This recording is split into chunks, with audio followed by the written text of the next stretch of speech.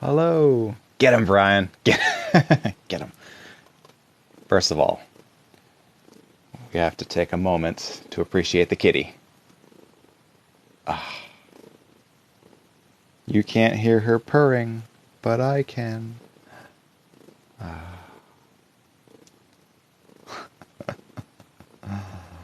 This cat is quite the lush. Hi, everyone. That's what all the purring was. Yeah. Oh, you can hear her? Yeah. You purring for the audience? Ah, boss kitty. All right. Hi, everyone. Kitty and I are here to do some reading. Well, she's not very good at it. She hasn't even passed kindergarten. But she's here for moral support.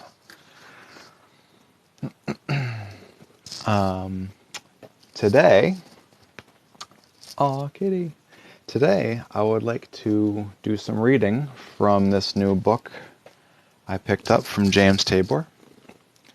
Once I have this cat out of my way. Hi, everyone. If you could please do me a favor and tap that screen for some more likes. I hope to have a good discussion today about the perfect work of God and dive into some of the translation. How do we know that the translation that we all know is accurate? Because I'm sick and tired of picking up the King James Version and pretending it's anything other than a pretty, let's say, lackluster translation. I think we'd like the Walton Files. I'm going to write that down and look into that later. Walton Files. That reminds me of something completely different that I also wanted to get into at some point. I was doing some more contemporary history last night into, here, I took notes. I think everyone will find this interesting. We've all heard of the Boston Tea Party, right? But how do we know what we know about it?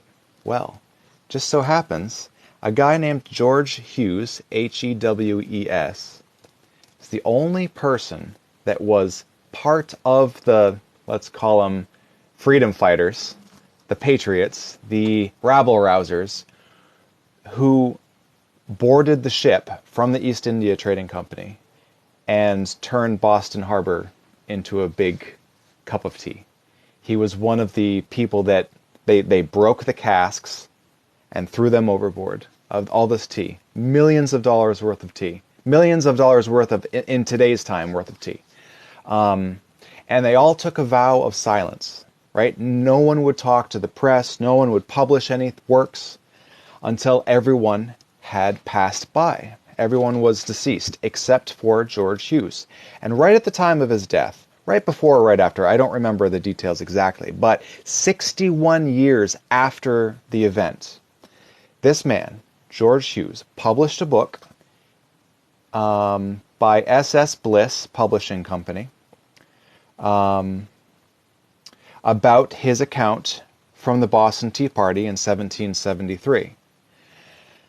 Now, the reason I'm bringing this up is to illustrate a parallel between this person, George Hughes, and what was his name? The guy that wrote Mark. What was his first name? The Gospel of Mark. John Mark. The scholarship believes that John Mark was the only known author of any of the Gospels, right? And he did it 40 years after the fact, after Jesus' resurrection. And coincidentally, he was a teenager, 15, 16, 17 years old, at the time that he may have met Jesus in Jerusalem, 40 years before his publication of the Gospel of Mark. Now, why did it take him 40 years? Well, think about it. If Jesus was a radical Jewish apocalyptic preacher that was, raging against the machine, if you will, I think Jesus was a real person, and he was doing a lot of good things for, the people that were being oppressed by the governments at the time. Kind of like today. Kind of like in 1773, when the country of England was giving special tax breaks to the East India Trading Company, and then undercutting all of the privateers, right, the local business, the small mom and pop businesses in the colonies, before it was the United States, and the people were fed up, right? So here's this band of the small group of people, that it was only like 10 or 12 people, I believe, that actually boarded the East India trading vessel and destroyed millions of dollars in today's value worth of tea. It wasn't just taxation without representation. It was the undercutting of local businesses for the benefit of the largest international corporation in the world at the time in 1773. So here we have a very similar parallel between a government, special favor, oppression of the people, and then a people rose up, like Jesus rose up and flipped over the tables, right? Did all this preaching about what it is to be kind, to love, to he was trying to spread the message, right? And we're not going to get into the whether or not he was God or not issue at this moment. I just want to highlight this very interesting parallel between more contemporary history versus what we know about an account written thousands of years ago, right? When we talk about the Bible, now we're separated by literally thousands of years. At least in 1773, we had the printing press by then, right? Pop quiz. When was the first printing press invented? Does anybody know off of the top of your head? I do. It's a nice number to remember. 1440. Easy. 1440. And coincidentally, it was about 1440-ish years before the crucifixion of Jesus, or before Jesus' time, when the book of Genesis was supposedly written. We don't know who wrote it, though. Right? This is a collection of works from... It's an amalgamation of all kinds of works at the time. Hi, Chelsea. Good to see you. And I want to get into some reading very soon. But like it says, the guest box is open. I want to have a conversation while I'm reading, so feel free to hop in. We can have a discussion about this stuff. And yeah, I don't have a ton of time today. My father's headed over to watch a movie with my grandma. They like spending time together. It's awesome.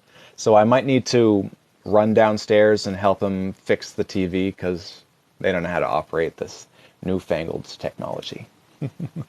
Oh, Jacob. All right, Jacob. Okay, I'm not gonna troll. I have to tell you. I have to tell you that I kind of messed up telling you about the Walton files. I Oh messed up. no. I me- I messed up bad. That's first of all, that's not a book. That's a video. Second of all, don't. Just don't. Okay. Just don't. It,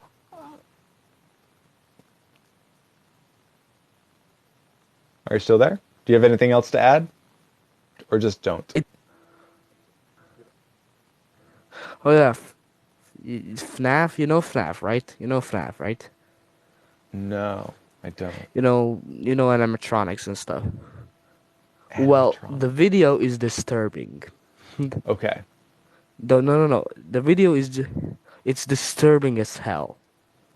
Okay. Like you should never watch that.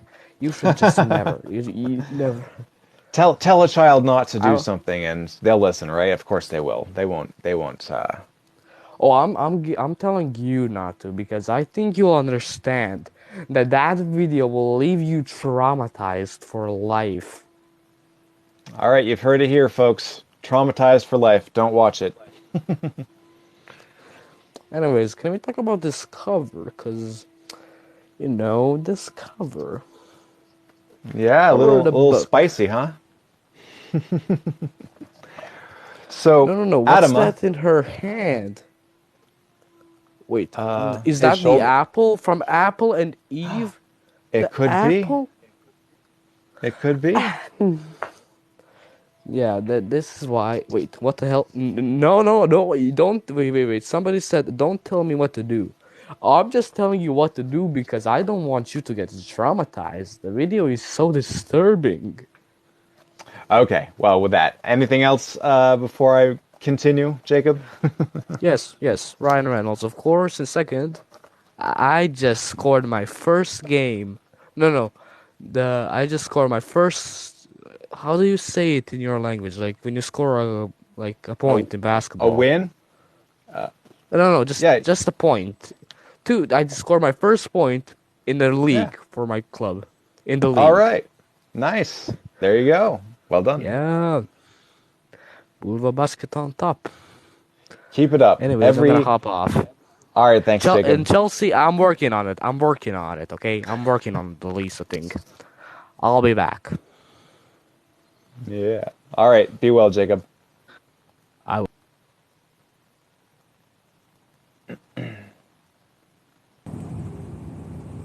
Hello. Hey man, how you doing? Good. How are you today, Kevin? Doing all right. Hey, I'm your street epistemology student All that right. you converted a week ago maybe. Oh, I that's just wanted exciting. to share something interesting with you. I won't be on here long. I don't know how good my cell service is in this area too, but so you had turned me on to Anthony Magnabosco, I think his name is. Yep. And I watched a bunch of his videos and, totally just fell in love with street epistemology. Well, I was using it last night with, I don't know if you've heard of the guy, Big John Steele. That's so funny you mentioned it. I was watching his stream last night, and it was Okay. very late, and it was right towards the end of his stream, and I requested to hop in just to share my little story that I shared about the Boston Tea Party and the research that I was doing that night. And he saw me. He's like, "Not today, Brian. Last time we talked, you were making fun of religion, and you're not having a discussion in good faith. Move along," or something like that. And the only word I said in comments was coward. That's it. Yep. So you know what's really interesting about I was talking with him last night or yesterday, and I was using street epistemology and the Socratic method with him. And as soon as him and I finished our conversation, I left his live, and wouldn't you know it, Anthony Magnabosco followed me on No TikTok. way. No Yes. way. And yes, and I messaged him and I said, "You've got to be kidding me, man. I just found your channel like a week ago. I mentioned you. I said he needs to go check out your TikTok, but you were the one that turned me on to him." And he was like, "Wow, that's great. That's so exciting." He's like, "I love it." And he said, "Yeah, he caught me and John's conversation and he could recognize immediately that I was using street epistemology." And he said, "Yeah, instant follow." So I thought that was so cool, man. And then I also wanted to, the last thing I wanted to give you. So do you remember the other day I gave you that analogy of parking your car in the parking lot and it getting towed and you believing that it got stolen, and that would be a rational belief in something untrue? Yes, I remember. Uh, oh no, you're losing cell service. Yeah, it's terrible out here. I can hear you now. Go ahead. Hear me? Yep, try again. Okay, Try I'll try again. to make it real quick. So there's another creator, Bible guy, and I used that analogy on him, and he said, and I couldn't believe this. He goes, "There's not enough evidence to conclude that your car was stolen," and I said, "Not a theist using skeptic logic." Wow. Imagine. Imagine that. See, Amazing, amazing. I'm convinced that we all practice a healthy dose of skepticism towards all the beliefs that we don't have, right? If you ask a Christian, why don't you believe in Zeus or Thor or Ra or Odin, right? They're going to demonstrate a healthy amount of skepticism until it becomes their personal Lord and Savior.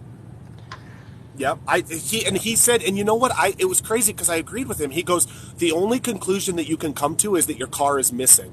I said, man, that's beautiful, because that is actually the meat and bones of it. Is, yes, the only conclusion you can come to is your car is missing, and you need to get further evidence before you come to a conclusion.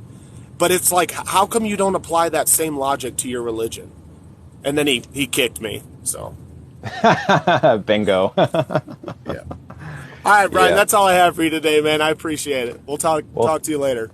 Well, thank you so much for the kind words and connecting with Anthony. That's so exciting. Yeah, I will really make hope sure he that finds his way here. comes and checks out your. Yeah, I will make sure he goes and checks out your channel, man. All right, drive safe. Be safe, friend. All right, we'll see ya.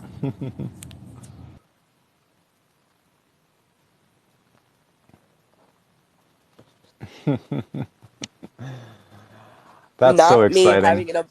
Not me having an emotional breakdown when he name drops. Yeah. How are you feeling, Chelsea? I know you're a little under the weather today. Like shit, I'm genuinely here for emotional support. I'm gonna watch the show, and this is just me coming up and being like, "Hi, bye." Awesome. But he name dropped, and I just went. My whole heart went. No. So oh god, there's so many hopes and dreams now. Also, I'm trying to get a hold of that guy who is the also a student of someone else. What? I'm the Mr. Rogers of atheism. I love that comment. So true. That's adorable. And hey, I change my shoes when I come in or go out of the house too. Yeah, welcome to the neighborhood, friends. Yep. All right. Well, I will enjoy the show. Get him.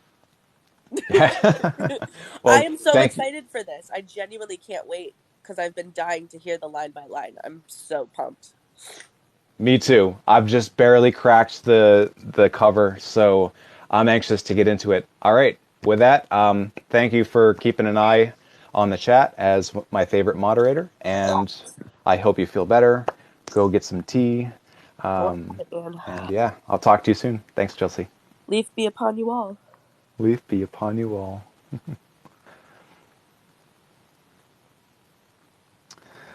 Okay, so I'm gonna clear my throat, and then just let everyone know that I just posted a video of me reading the second part of the preface from the book here, and it's about why he wrote this translation compared to other translations, and the usefulness of a transparent version of the Bible. Because if you don't know, James Tabor was a college professor for years and years and years, and I think he's still teaching, but he's moved online. He's making online content and courses, kind of like Bart Ehrman does. I'm anxious to take some of his online courses. I really want to dive into his study of the Gospel of Mark. I think it's fascinating. Anyway, please see my video that I just posted for the reading of the second part of the preface. I'm going to go into the next part. This is chapter 3 of the preface, illustrating the concept of transparency. Translation theory. There's an ancient Jewish adage regarding translating the scriptures. Quote, "One who translates a verse literally is misrepresenting the text, but one who adds anything of his own is a blasphemer." End quote. Modern translators of the Bible continue to echo, in more sophisticated debate, the dilemma of the ancient bit of wisdom. The literal method of translation seeks to convey an exact sense of the word and the structure of the original language, while the paraphrase or dynamic equivalent method purposely recasts the essential thought of the original into the natural idiom and flow of the second language. The problem is that an overly naive literalism easily becomes nonsense, while recasting thought can end up obscuring or even altering the richness of the original text. The TEB, and he says TEB a lot, and when he does, he's talking about the Transparent English Bible. That's what he is calling his translation of the book of Genesis. The TEB, or Transparent English Bible, is decidedly on the literal side of the spectrum, although the concept of transparency better conveys its theory and method. Does God exist? Yeah, we'll start that poll. Yeah, let's take a poll. The following examples, taken directly from the TEB, translated from Genesis, allows one to see the many important ways this new translation differs from the New International Version, or NIV, and the New Revised Standard Version, which are the two best-selling modern English translations. So this one, he's highlighting the noun and verbal consonants. The NIV says, and I quote, "Let the water teem with living creatures, and let birds fly above the earth across the expanse of the sky." End quote. The NRSV says, "Let the waters bring forth swarms of living creatures, and let birds fly above the earth across the dome of the sky." And James Tabor translated in the Transparent English Bible, quote, "Let the waters swarm a swarm of living life-breathers, and let the flyer fly upon the land, upon the face of the expanse of the skies." Oh, Chaotic Dad's here. I think I was getting an invite to go live together. I don't want to do that right now, but if you're here, I'll bring you up for a minute if you wanted to chat. Here are 3 examples of poetic consonants in one sentence, with Hebrew nouns and verbs echoing one another. Swarm a swarm, living life breathers, and let the flyer fly. Comparing translations, the TEB is not only transparently beautiful, but it is more literal in reflecting an accurate approximation of the original Hebrew terms. These life breathers are creatures, no doubt, but their distinguishing characteristic is possession of the living life breather. It is this factor that binds the birds, land animals, and human beings together, as explicitly stated in volume 30. Also, although birds, he quotes, is likely intended by the Hebrew word flyer, the word itself has a more generic meaning that the Transparent English Bible retains. Another example. The NIV quotes, "Then God said, let the land produce vegetation, seed-bearing plants and trees on the lands that bears fruit with seed in it, according to their various kinds." End quote. The NRSV quotes, "Then God said, let the earth put forth vegetation, plants yielding seed, and fruit trees of every kind on earth that bears fruit, with the seed in it." End quote. The Transparent English Bible says, "And Elohim said, let the land sprout the sprout, and a plant seeding seed, a fruit tree doing fruit, according to its type, its seed within it, upon the land." End quote. Here are 2 more examples of poetic consonants with noun and verb matching. I'm getting a poll pop up. All right, go away, poll.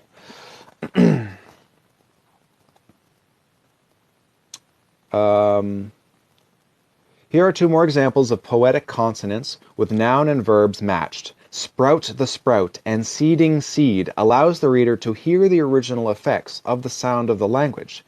These are completely lost with phrases such as produce vegetation and plants yielding seed. These words' resonance are not just stylistic, they are often fundamental to the story and especially the logic of poetic justice in the Bible.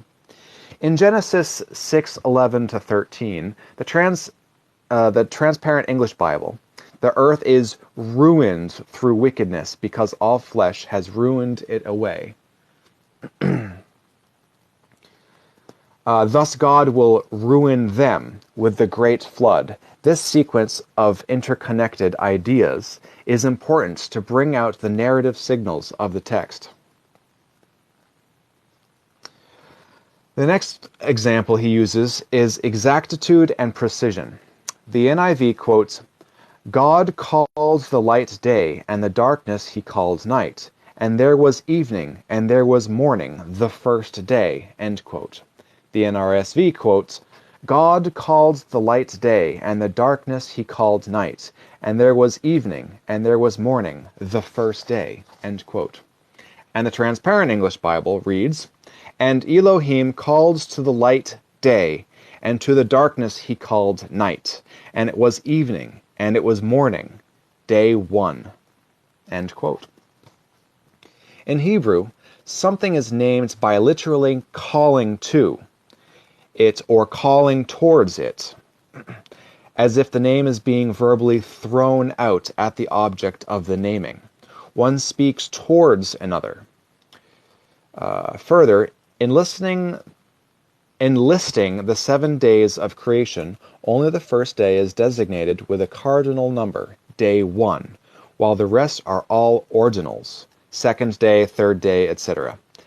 The TEB takes pains to be precise and exact in every case, allowing the reader to judge whether such differences are significant to the meaning of the text.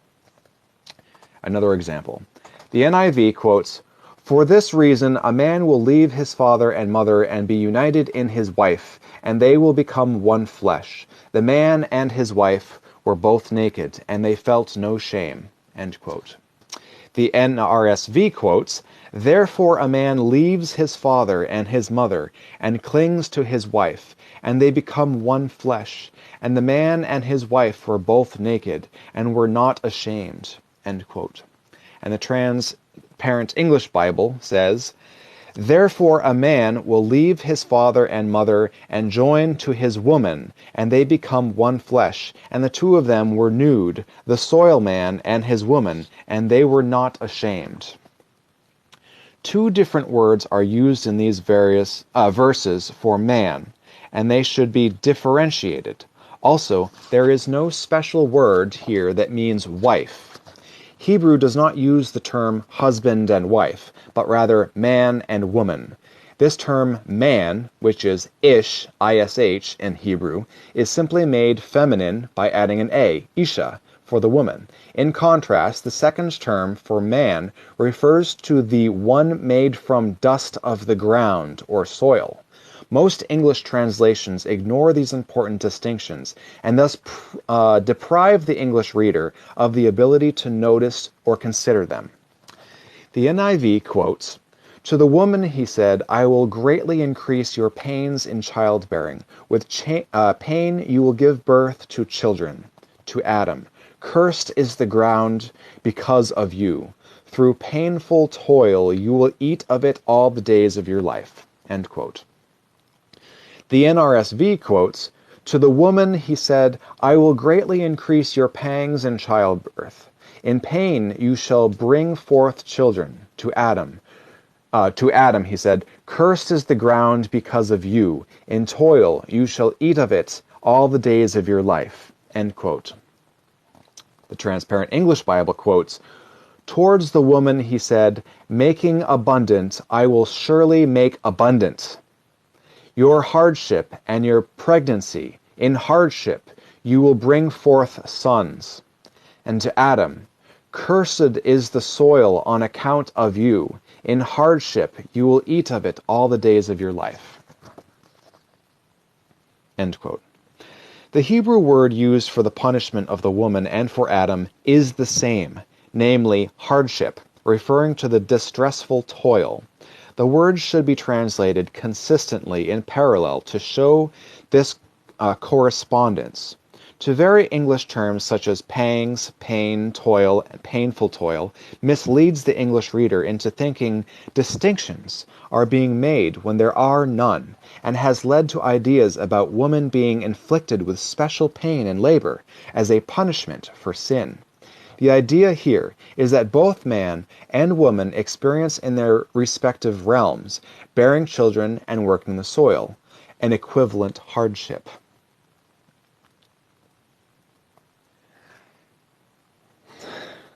And I'm just going to take a minute to share a thought.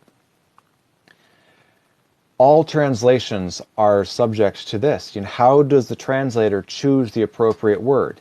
And when we can see the evidence of an objective in the translation, like if you examine the translations from the the King James Bible or something like that, you see clearly the intention behind the translation.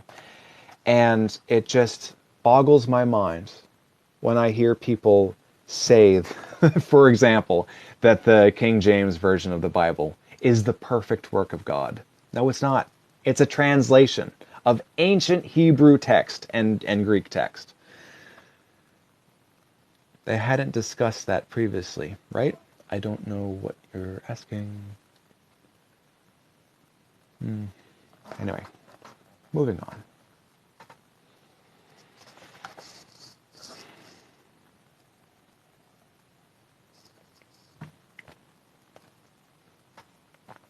Genesis 2, verse 22. Oh, no, I just read that. Root words, key terms, and vocabulary. The NIV quotes, "So God created man in his own image. In the image of God he created him. Male and female, he created them." End quote.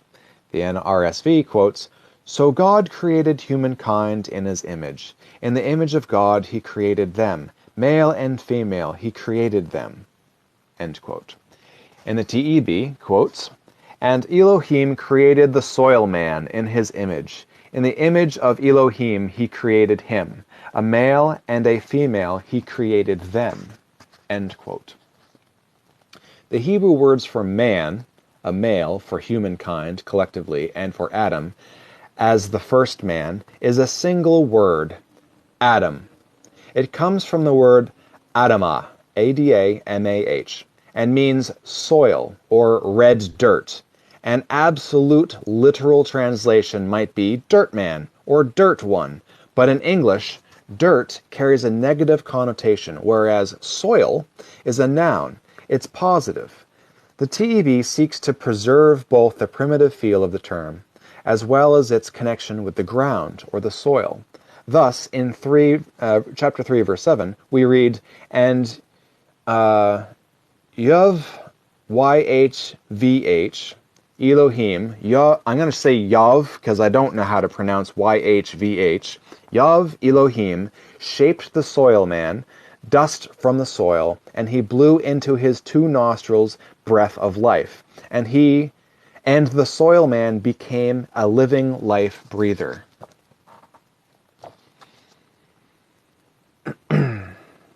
In Genesis 2:7, the Transparent English Bible, quote, "Man became a living life breather," which is the precise term used for the breathing animal in Genesis chapter 1, verse 20.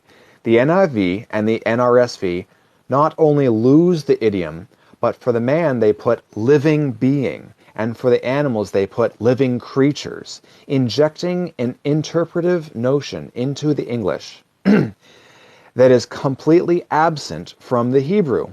Older translations, such as the King James Version, even have here, quote, "man becoming a living soul," end quote, interjecting an unwarranted theological element. Here is a case where the loss of the idiom robs one of more than the colorful beauty of the language. It also interjects notions that one assumes are there when they are not. Soil Man sounds like a cool superhero name. Yeah, call me Dirt Man. I'm a farmer. I'm a dirt farmer. I have been a dirt farmer lately. I try to grow fruits and vegetables, but we suffered some major drought in Maine in the last couple of years. It's been hard. In Genesis 2:25, the Transparent English Bible, the man and woman are nude, while the serpent in the next verse is shrewd. In Hebrew, the root words is the same, so there is a consistent attempt to point out such case of a play on words. In Genesis 2:7, God shapes the soil man, or Adam, dust from the soil, Adamah.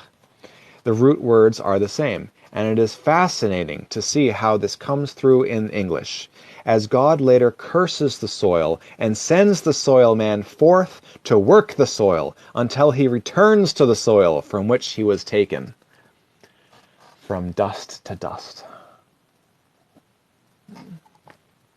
In general, the Transparent English Bible attempts to render Hebrew words, wherever they occur, in a consistent manner, based as much as possible on their root meanings.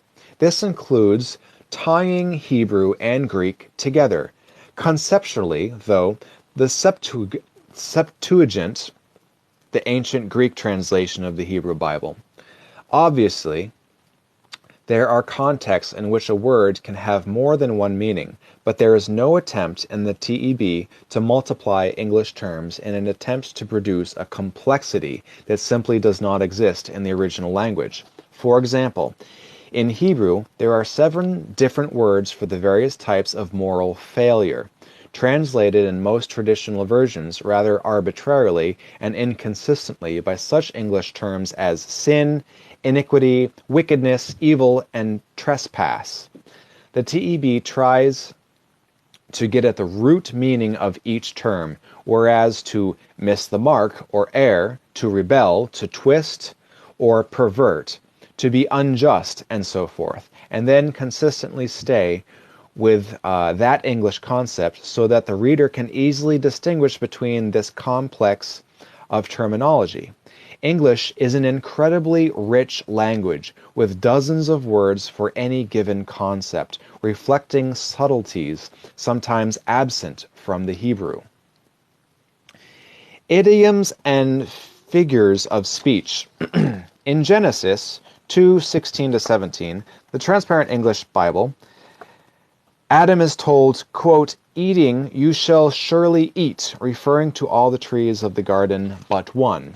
By dying you shall surely die. If he eats the forbidden fruit, this colorful double use of the verb in Hebrew is common, and is a way of showing emphasis. The TEB retains this flavor and flow of language for the English reader.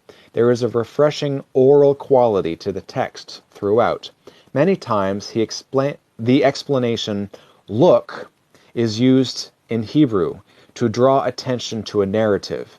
The TEB also translates the single conjunction vav, V-A-V, consistently in all places as and, A-N-D in English, rather than supplying a whole list of conjunctions common in modern translations, such as then, but, so, when, or, now, and that.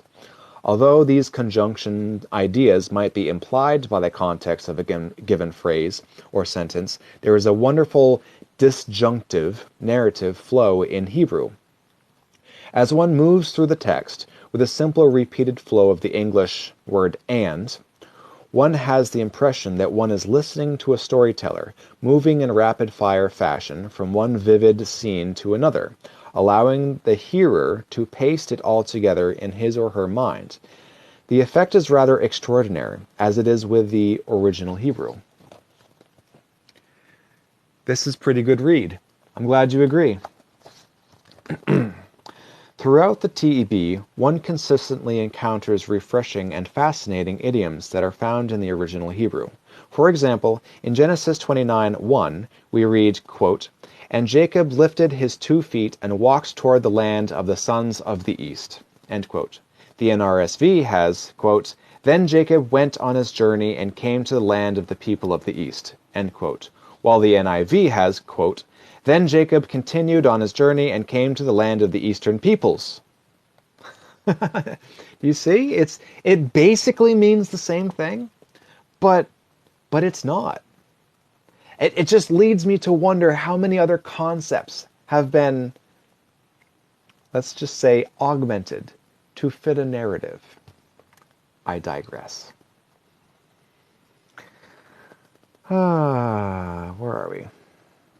In Genesis 12:9, the TEB reads, quote, "And Abraham pulled up stakes, walking and pulling up stakes towards the Negev, Negev. I don't know what that is, maybe a river or a lands. Maybe we'll find out." End quote. The NRSV simply has, quote, "And Abraham journeyed on by stages towards the Negev." End quote. While the NIV says, quote, "Then Abraham set out and continued towards the Negev." End quote. I want to read the TEB version once more so we can just compare it again. "Then Jacob went on his journey and came..." Oh, I'm sorry. "And Jacob lifted his 2 feet and walked towards the land of the sons of the east." That's it. Right? I think that's it. Oh, jeez. Okay, moving on. Oh, this is a fun one. When you get up early, in Hebrew, you cause to shoulder up. You shoulder up. I remember watching one of James Tabor's interviews on YouTube, and he liked to, this is all repetition for me at this point because I have watched James Tabor basically read this a few times. If you haven't watched his interviews online, I highly recommend that you do. Can you repeat that? Yeah, I'm gonna repeat that whole paragraph because this is some profound stuff. Throughout the TEB, one consistently encounters refreshing and fascinating idioms that are found in the original Hebrew. For example, in Genesis 21:9, we read, quote, "And Jacob lifted his 2 feet and walked towards the land of the sons of the east." End quote. In the NRSV has, quote, "Then Jacob went on his journey and came to the land of the people of the east." End quote. While the NIV has, "Then Jacob continued on his journey and came to the land of the eastern peoples." End quote. In Genesis 12:9, the TEB reads, "And Abraham pulled up stakes, walked and pulling up stakes, towards the Negev." And the NRSV simply has, "And Abraham journeyed on by stages towards the Negev." While the NIV has, "Then Abraham set out and continued towards the Negev." End quote. Then you get up early in Hebrew when you cause to shoulder up, a reference to packing up and loading the animals for the journey. All 3 versions are understandable in terms of the basic meaning, but the TEB offers the English reader a glimpse into the colorful way that Hebrew actually expresses such ideas.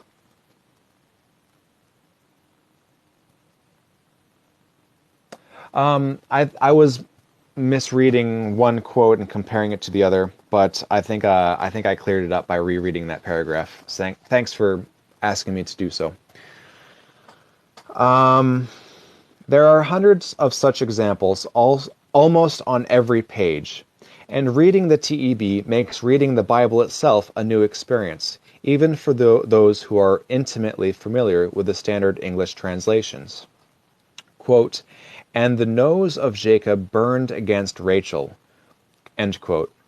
When she complains about her lack of a child, Genesis 30, verse 2, Lot bows to the mysterious visitors who come to destroy Sodom. Quote, "2 nostrils towards the soil." End quote. Genesis 19:1. Vindication is called a, quote, "covering of eyes." Genesis 20:16. And when Joseph's hostile brothers see him, they declare, quote, "Look, the Lord of the dreams yonder comes." Genesis 37:19. I can't wait to get into the whole thing. I have never been so excited to read the Bible before. This is a newfound What's the right word I'm looking for?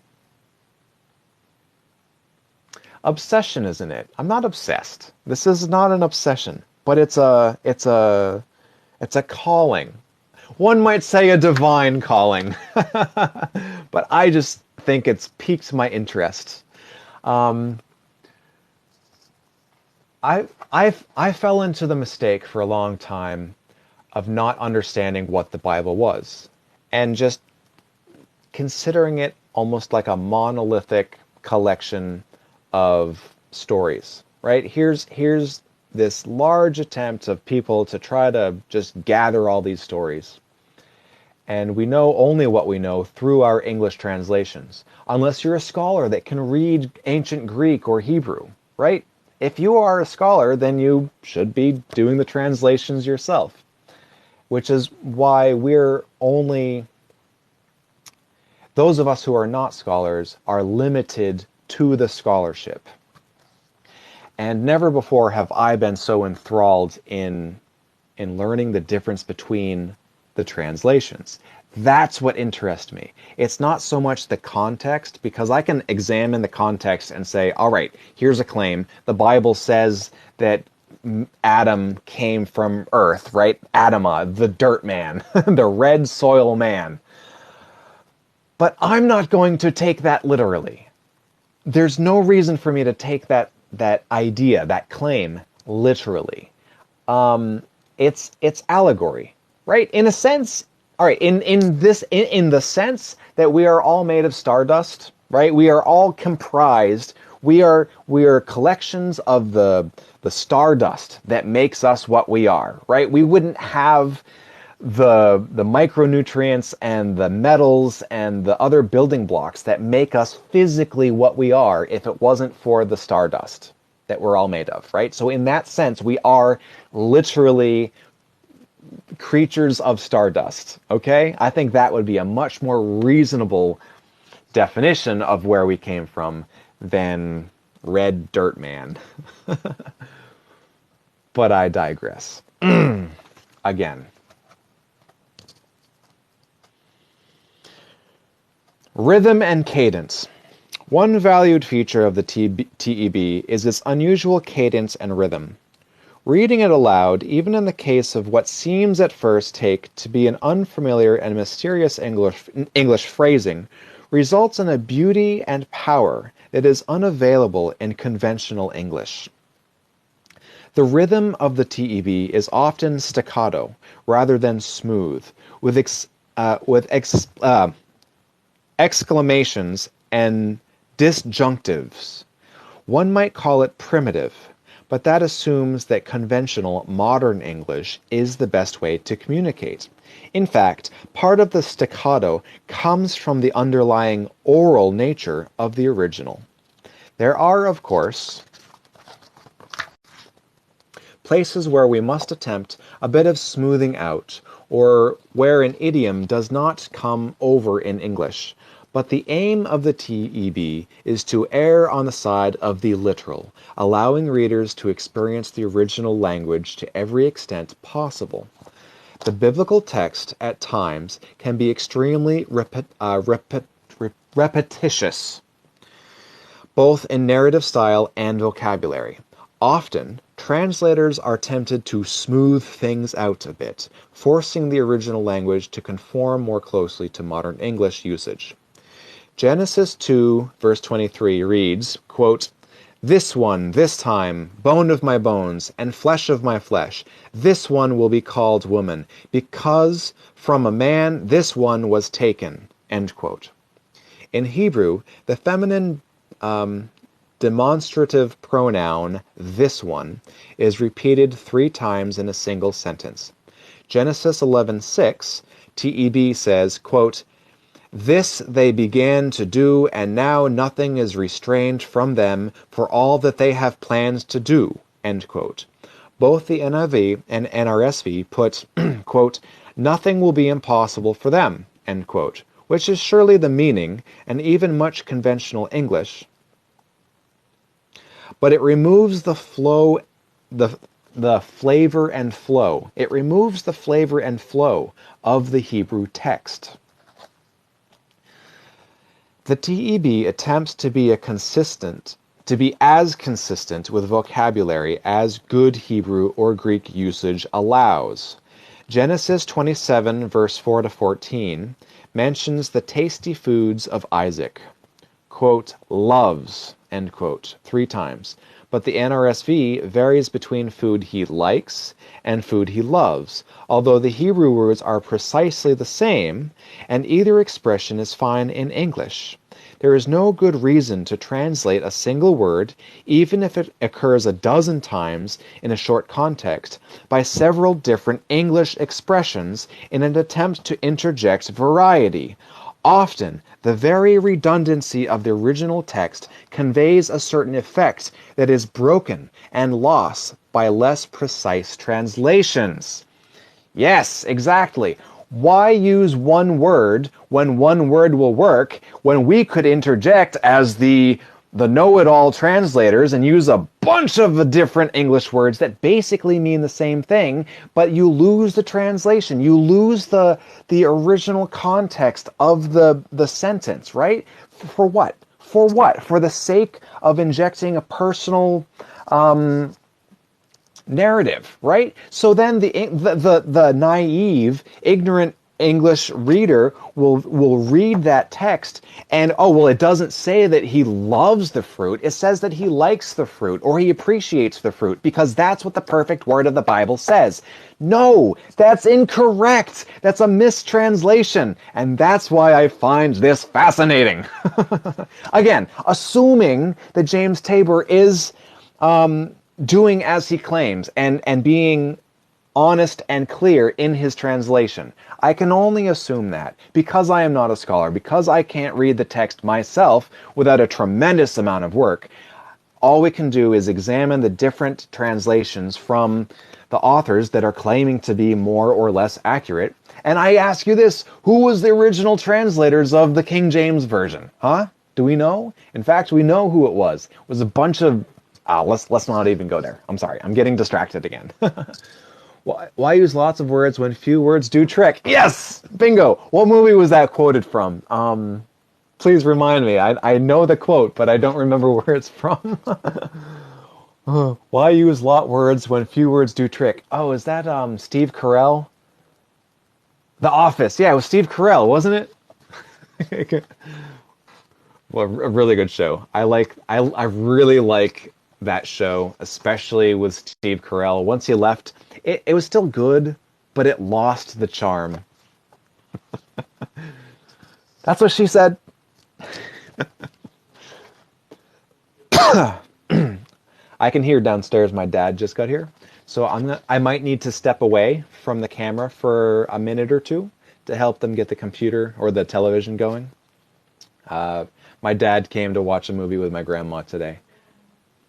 So I'm going to keep an ear out for them.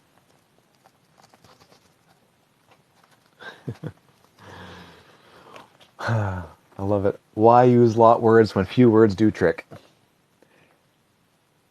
Everybody stay calm, stay calm. It was Kevin that said it. Yes, excellent. Thank you. Okay, moving on.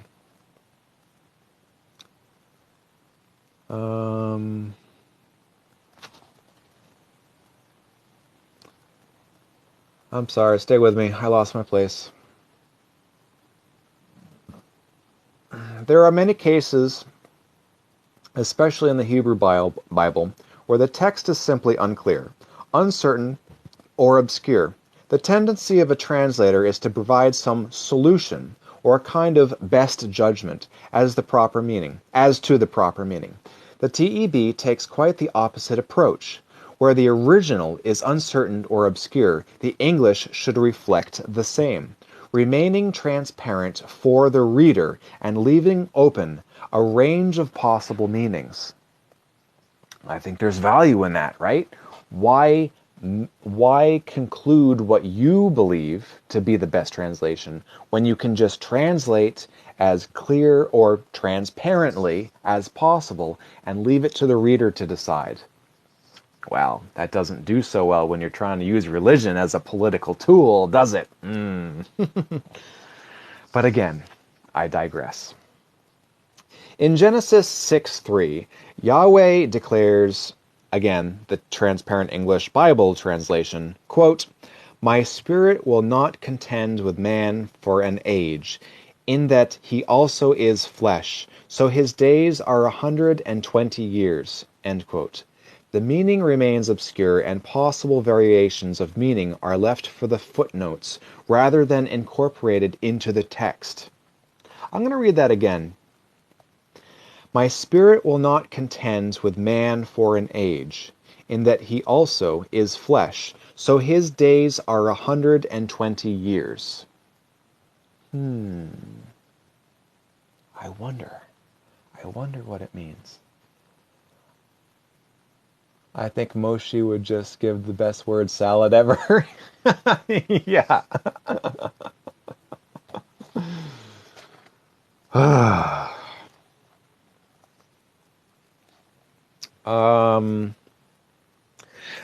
The meaning remains obscure as possible variations of meanings are left for the footnotes rather than incorporated into the text.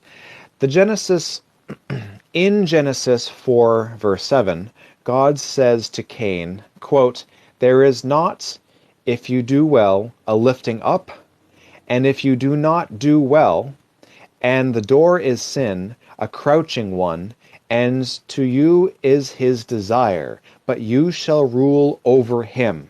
End quote. I'm going to read that again.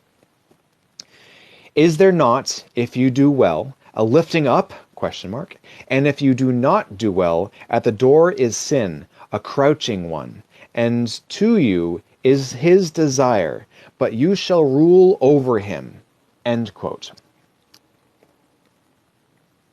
The lifting up, possibly meaning forgiveness, is the contrast to Cain's fallen face.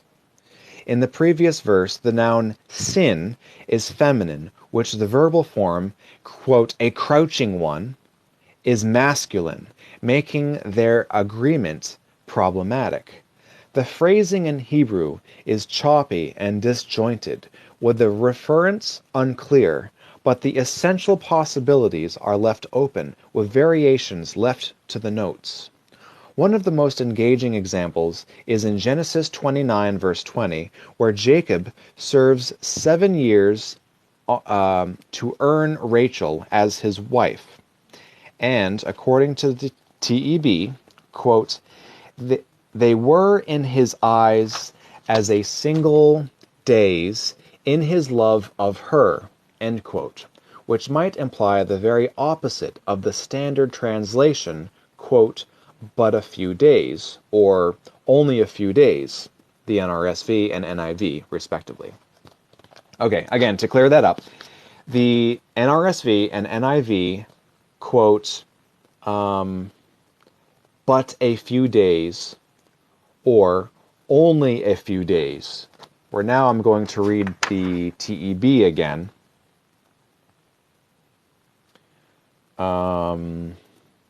Where is it? "Is there not, if you do well, a lifting up? And if you do not do well, at the door is a sin, a crouching one, and to you is his desire, but you shall rule over him." I'm just profoundly blown away at how people view this as the way they do. Tell Brian he should watch Star Wars with me. Yeah. Oh, we will. We're definitely going to watch. So, Chelsea and I spend a lot of time on Discord watching shows, and some of our favorite shows are in outer space, like The Expanse, The Orville, and we're going to get to Star Trek soon. I've seen almost all of Star. I've seen The Next Generation like 4 or 5 times. All of it. I've seen the original twice. I've seen Voyager like 3 or 4 times, all the way through, all of it. I've never really been a big fan of Deep Space Nine, and I've been meaning to sit down and force my way through, if you will, hoping that I find the magic that a lot of people do find in it. But after that, I think all the rest of Star Trek is. Oh, hello, hi, hi. Yes, He wants to, do you want good. to Yeah, I'll be right set up down. a movie for you? Great, Okay? good. Yeah, thank You you. know who I mean? I do, I do, I do. Okay. Thank you. I'll be right down. Yep, I'll be down in like 2 minutes. I gotta go. Have I watched Lost in Space? Yes, I have. It was a long time ago. I'm gonna bring Chelsea in, and hopefully your voice is good enough to maybe share some thoughts while I run downstairs and get the TV hooked up. I got enough of a voice. Good, very good. Thank All right. you. I'll be right back. Yeah, I got you, dude. Go. I heard Nana. um, he's talking shit, but to be fair, I've seen almost all of Stargate, and I have not seen all of Star Trek. So he says that I need to catch up on Star Trek. Ugh. You have to get to. Yeah, I know. Um, I want to know what everybody thinks so far because I'm really having a hard time. Like, it's genuinely so confusing to me how people can think that such an edited version of something for clearly political gain can be the inherent word. Or do you think that people just genuinely don't feel the need to look because they've been told for so long that this is just what it is? Because the information is out there. Like, what keeps people from going to look further?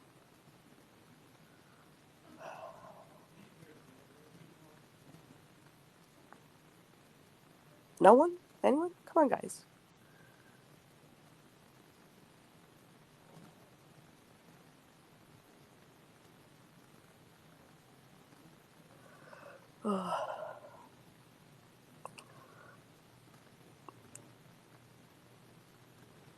Yeah, probably fear.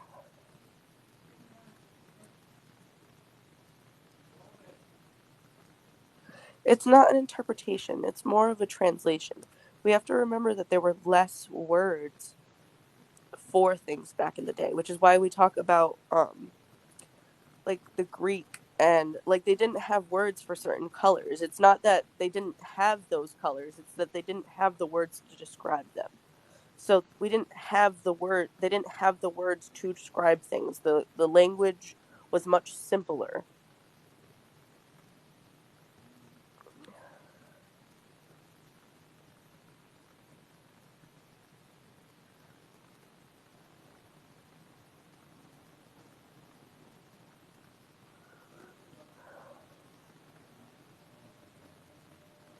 Yeah. I mean, it's definitely a sense of community for people. So, I mean, I get that, but so many people grow up believing in like Santa Claus and the Tooth Fairy and the Easter Bunny and coming to the realization that those things do not exist. I mean, it doesn't destroy your life. I mean, maybe for some kids, but at some point you have to reach an age of reason. And I guess most people don't.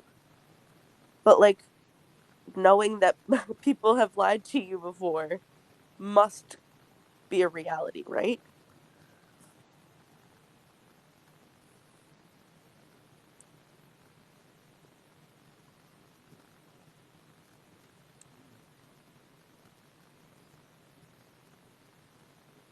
Yeah, that's true. So many people gave their lives this way. Yeah.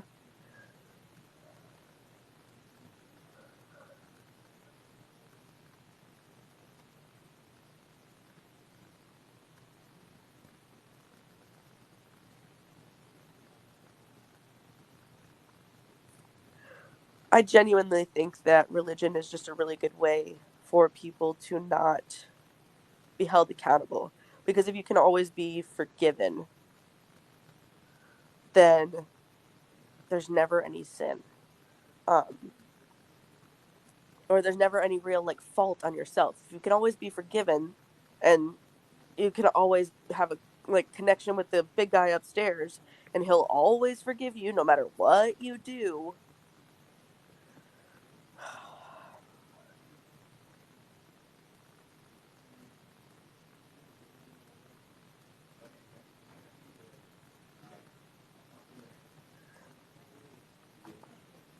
Yes, but like drastically mistranslated.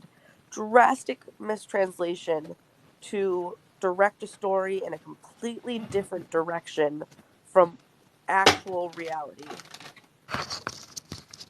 Drastically changing the direction of an interpretation of thing is not like a misunderstanding. Drastically changing the word of something altered history. Like they didn't just, misunderstand. Hi, everyone. I'm back.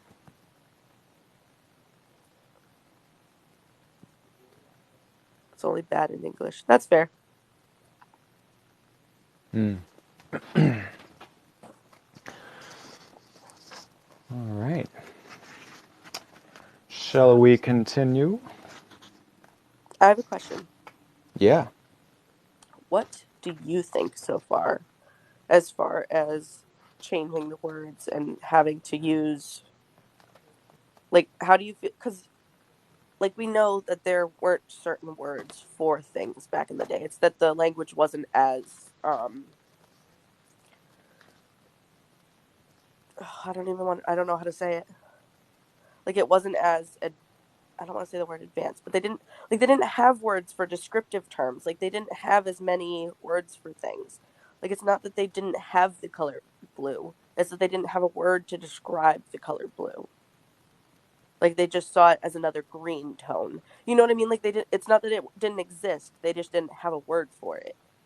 So to inject future words into the past Mm-hmm. and trying to base it in now. So I like to give the benefit of the doubt for the most part. And I sincerely believe that believers, true believers, are trying to do God's word justice. They believe that this is God's word, it's divinely inspired, and they want to share this wisdom and knowledge with the greater audience, with English-speaking people or people that speak any language. Any translation suffers from this kinds of consequence, this kind of lack of vocabulary, right? So I think for the most part, the errors in the translation are products of necessity. They wanted to convey this information as accurately as possible while trying to appeal to the greatest audience possible, right? Because if you're using archaic language, then it's going to be more difficult to get the majority of people to read and understand the Word of God. It's like So, trying to write a manuscript in Old English right now and trying to get people to read it. right. Yeah. The folly, though, is in the original concept that this is the Word of God. If we could just view it as we view today the Epic of Gilgamesh, for example, there's a lot of wisdom in knowing the story of Siddhartha's journey, right? We can learn the mistakes and the achievements that Siddhartha achieved, right? But there's no reason for me to believe that pure enlightenment actually exists, that there is a reincarnation system, that you become reincarnated every time you fail to reach enlightenment, because that's what kind of Buddhism morphed into, this idea that every lifetime you have is an opportunity for you to enlighten yourself, to achieve nirvana. Once you achieve nirvana, then you're no longer reincarnated, right? We're here to test ourselves, to try to achieve enlightenment. so that we can achieve nirvana, right? Very few people in America believe this sincerely, but it doesn't mean that we can't view the story of the Epic of Gilgamesh and gain wisdom or knowledge from it. Just don't try to tell me that that nirvana is real, that reincarnation is real.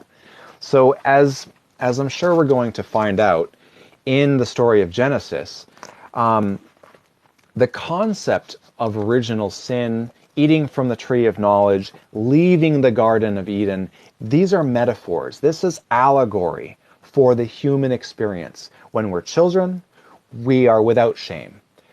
And again, I'm just paraphrasing from one of the interviews that I saw of the author. James Tabor was talking about this very topic.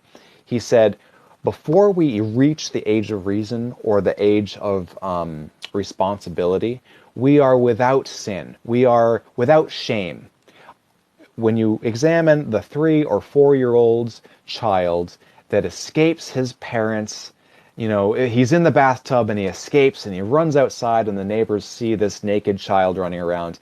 They're not going to judge the child for being naked. The child is without shame. They might run after him and save the child if he's in danger, but they're not going to judge the child for their behavior because they haven't left the Garden of Eden even yet. They haven't eaten from the tree of knowledge. They haven't reached the age of responsibility yet. But if a 16-year-old runs out of the house without any clothes on, now we're having a different conversation. Now that person has eaten from the tree of knowledge. They know the difference between good and bad, right? And that, if we could just take the story of the Garden of Eden figuratively, in that sense, then we wouldn't have the concept of original sin. We wouldn't have the necessity of Jesus dying to save us from our sins that don't exist.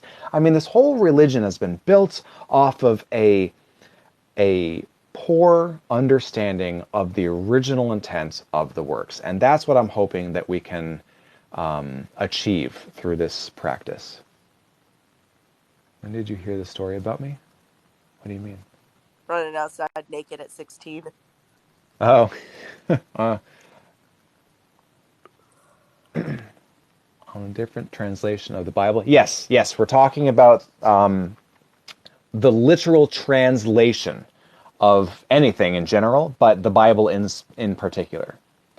Genesis in particular. 4. Yeah. All right. We shall continue.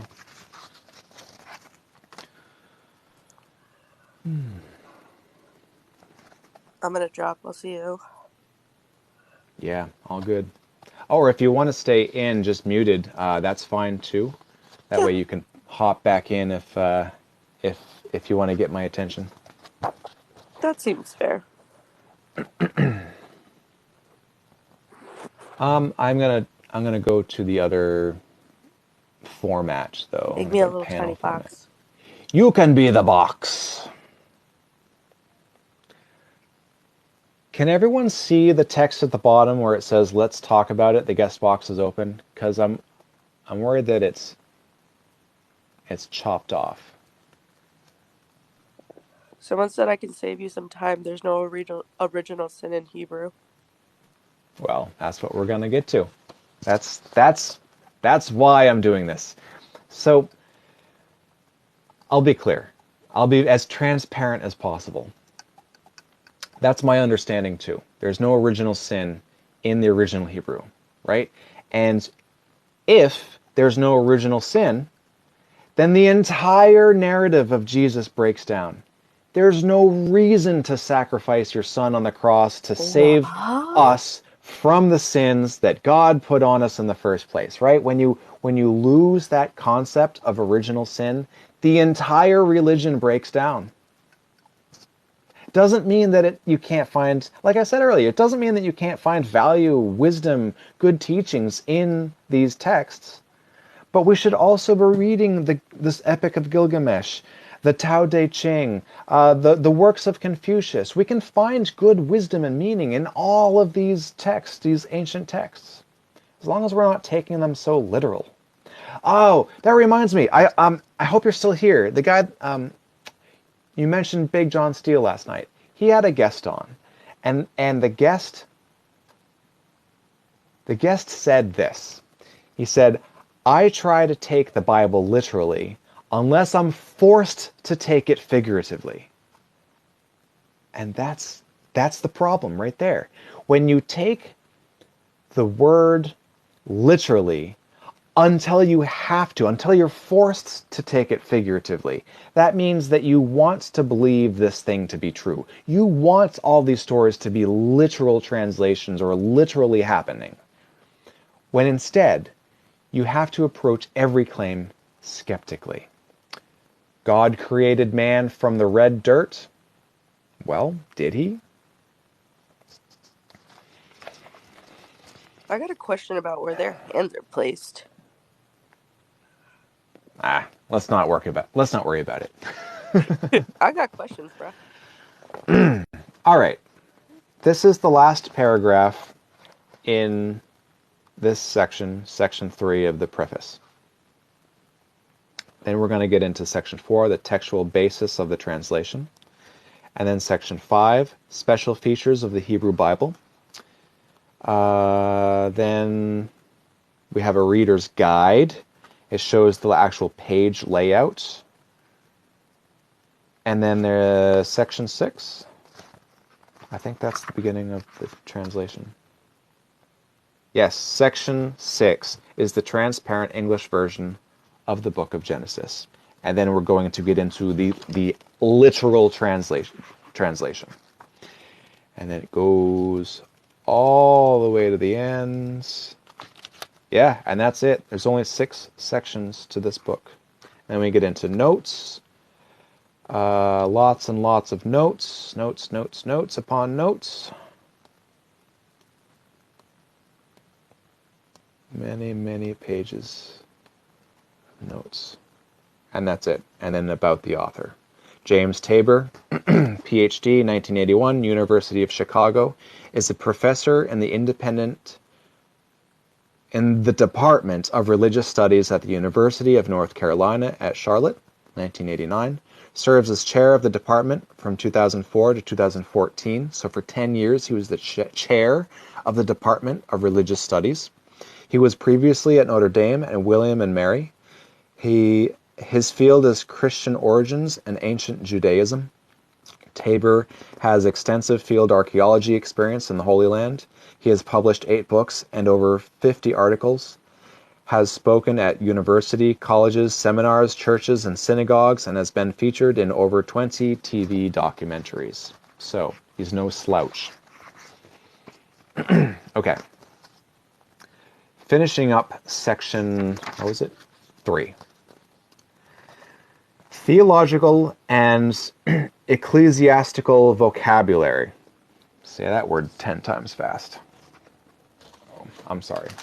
My stomach is growling, so I'm going to do what I never do and The audacity, sir. eat this cracker super quick, just because I am really, really hungry. Chelsea, please share with us what's on your minds while I put this cracker in my stomach. Someone said fettuccine.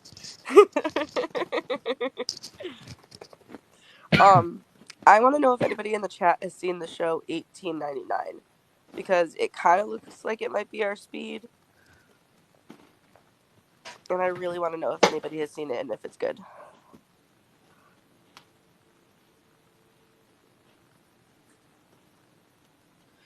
See,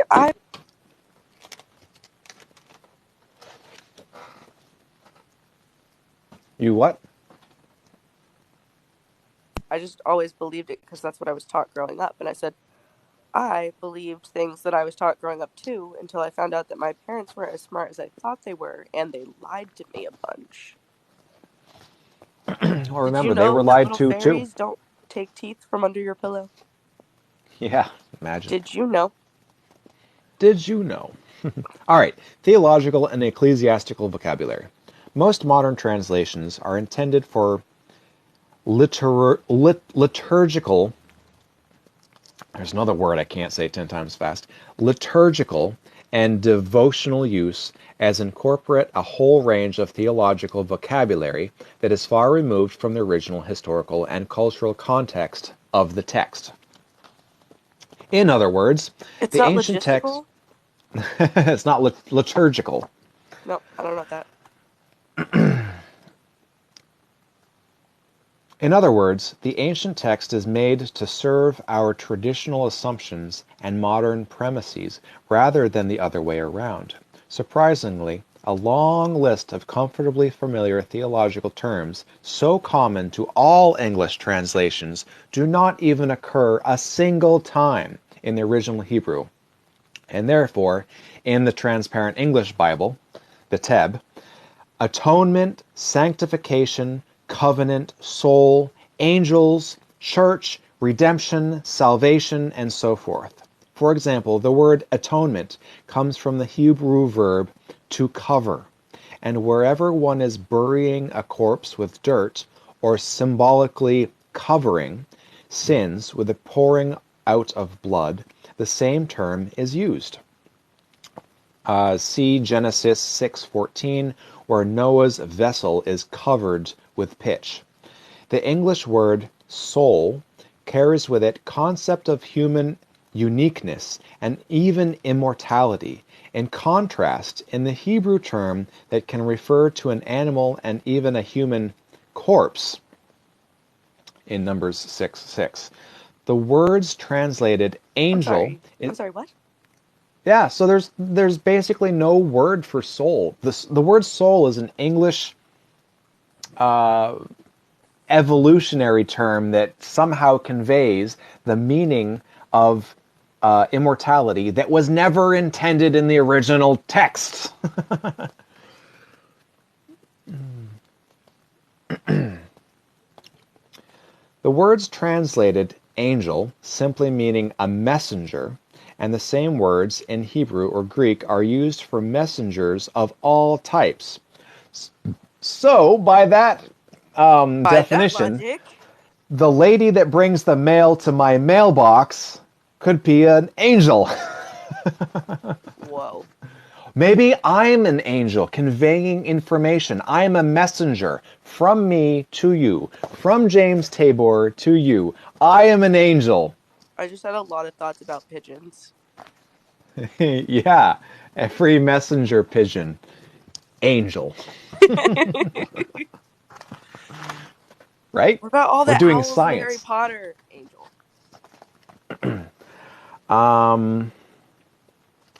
Okay. The idea is neither to be different for the sake of being different, nor to indulge oneself in iconoclastic jabs at the religious establishment. But something much more fundamental is involved. Not only do these theological terms interject a flavor absent from the original language, more often than not, they carry connotations that are misleading and simply incorrect. Chapter 4. The textual basis of the translation. The TEB, or again, I'm just going to keep repeating it in case anyone joins us. Oh, please tap the screen if you would. We're down to 30 viewers. I'm so glad you're all here, and I don't mean to say that we need more, but I wish more people would join us. So if you can, as long as it's safe, I don't want you driving and tapping that screen. No, no, no. But if you can, please tap the screen. We'll bring some more eyeballs into this message. Okay. The Transparent English Bible is based on the someone's you It was me. are Sorry. boxering me. Okay. Is this something I need to hear or shall I continue? It's a picture of an owl. It's a picture of a what? Owl. Oh, is it a very colorful owl It's yes, it is. of the rainbow nature? Yeah. Now that we've said pigeon, now that's stuck in my head. So, but I can't get the Harry Potter owl out of my head. And somebody was like, Hedwig is an angel. And I was like, I did in fact make a Hedwig. Excellent. I forgot that it was going to ding your phone. Sorry. Okay. The could you hear the beep through the app or not? I heard the beep beep beep. No, I didn't hear it. Okay. Quick shout out, real quick. Chelsea and I use this app with a lot of other friends. It's called Voxer, Voxer. It's free. It's like a walkie-talkie app. You push the button, you speak your message, and then you let go of the button, and it's instant.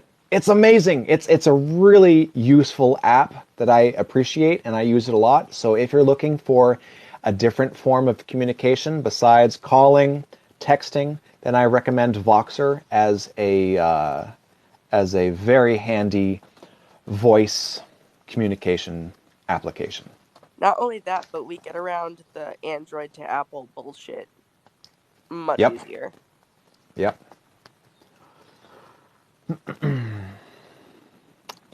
The Leningrad Codex. The TEB is based on the oldest complete manuscript of the Hebrew Bible, the Leningrad Codex. In other words, the TEB is not based on the eclectic text. Obviously, for the Hebrew Bible, we have variants of the Masoretic tradition, but the Greek Septuagint, the Dead Sea Scrolls, plus the various versions such as the Samaritan, Pentateuch, and the Syriac are also important to consider. Rather than create eclectic base text from this many dozens of sources based on the principles of textual criticism, the basic English text of the TEB will be a translation of this manuscript with significant variant readings put into footnotes. The advantage of this method is that the reader always knows what the text he or she is considering at any point, and is still exposed to the rich and complex legacy of our multiple contextual witnesses in the extensive notes. My goodness, that's a very long sentence. Most modern translations end up being an eclectic blending of many manuscript readings. The problem is that the English reader is easily lost with vague notes about the Hebrew or Greek being uncertain.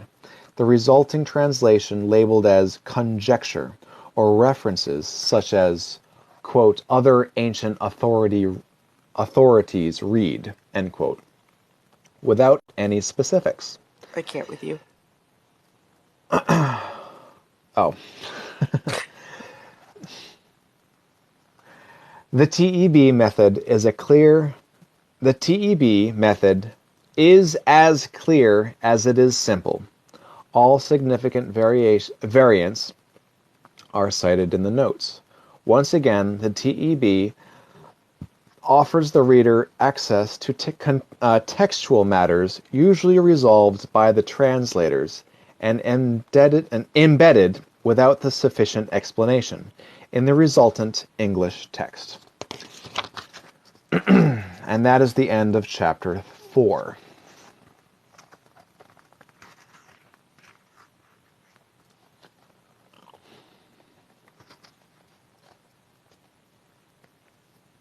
Chapter 5. Special features of the Hebrew Bible. Names of deity.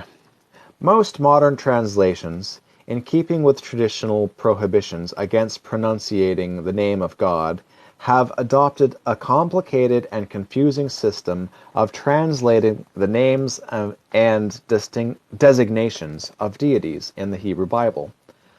The Tetragrammaton,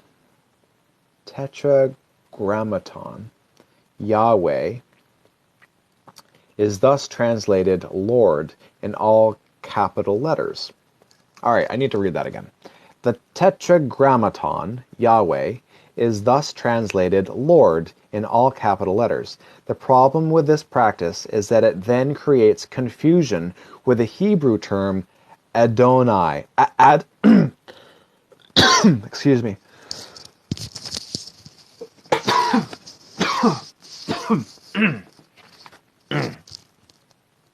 That cookie is being vengeful. Read, damn it. Okay. What's the word? Adonai, Adonai, Adonai, Adonai, yeah. which does mean Lord. Okay, I'm going to read that again. The problem with this practice is that it then creates confusion with the Hebrew term Adonai, which does mean Lord. So, in other words, he's saying the word in Hebrew for Lord is Adonai, and the word that they're using for God or Yahweh is a different word. So the translators are taking the word Yahweh and translating it to the word Lord, when in Hebrew the word Lord is Adonai, which is different from Yahweh. Yeah, someone that speaks Hebrew wants to know if you want him to come up real quick.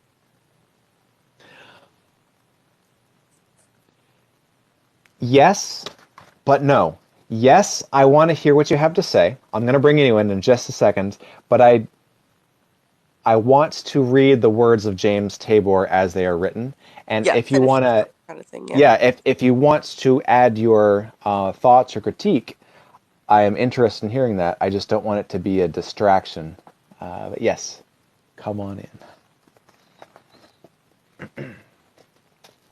I'm not gonna like step over you and let you read it. I just like when you get stuck, I want to help you out. That's the only thing. That would be great. Yes, please hang out then. If you have All time and right. if you just want to hang out in the box, because I do struggle with the Yeah. pronunciation of a And lot of to these tell words. you, the Adonai is comes from the root of Adon, which means Lord. I at the end makes it mine, so it's a possessive. So Adonai is my Lord. So what would a lord or the lord be? Adon. Adonai or Adon. Adon? Okay, Yeah. this is so cool. This See? this See? this is why I love TikTok and similar apps like it. There's nothing like this. This is an exclusive TikTok thing to bring people from around the world doing cool shit. Amen. Whoa, whoa, whoa. Fettuccine. What? Yeah. What? All right, he's gonna get to this. YHVH, all caps. Yeah, Do we you, don't pronounce the name of God unless it's used in the service, like in the temple. So it's abbreviation actually. It's not like you can't say it as a word. is it an abbreviation for Yahweh then? Well, that's the incorrect way of saying it. Yeah, I can't say it because it would be like it's sacrilege, right? To say It's it so outside the confusing. service. Yeah, just we always say Adonai, or we Okay. say the name. In Hebrew, you say Hashem, which means the name. So you don't say the actual name; you just say the name. Okay.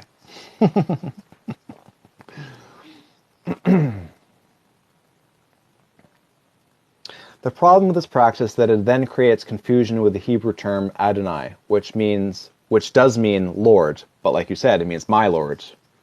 According Accordingly, most modern translations distinguish this without the capital letters. This is fine until you have the terms used together.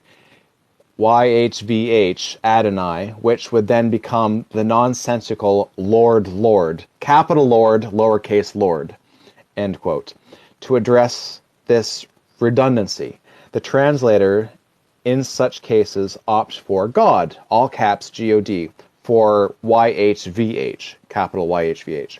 But here, another problem is created. The normal terms for God, El, Eloha, Elohim, are also rendered God throughout, with no distinction, so that you can end up with God being redundant with God. He had capital G-O-D redundant with capital G, lowercase o-d. Again, please pick this book up for yourself, people. I promise. It's worth the few dollars that it cost me. Even though I'm reading it all to you now.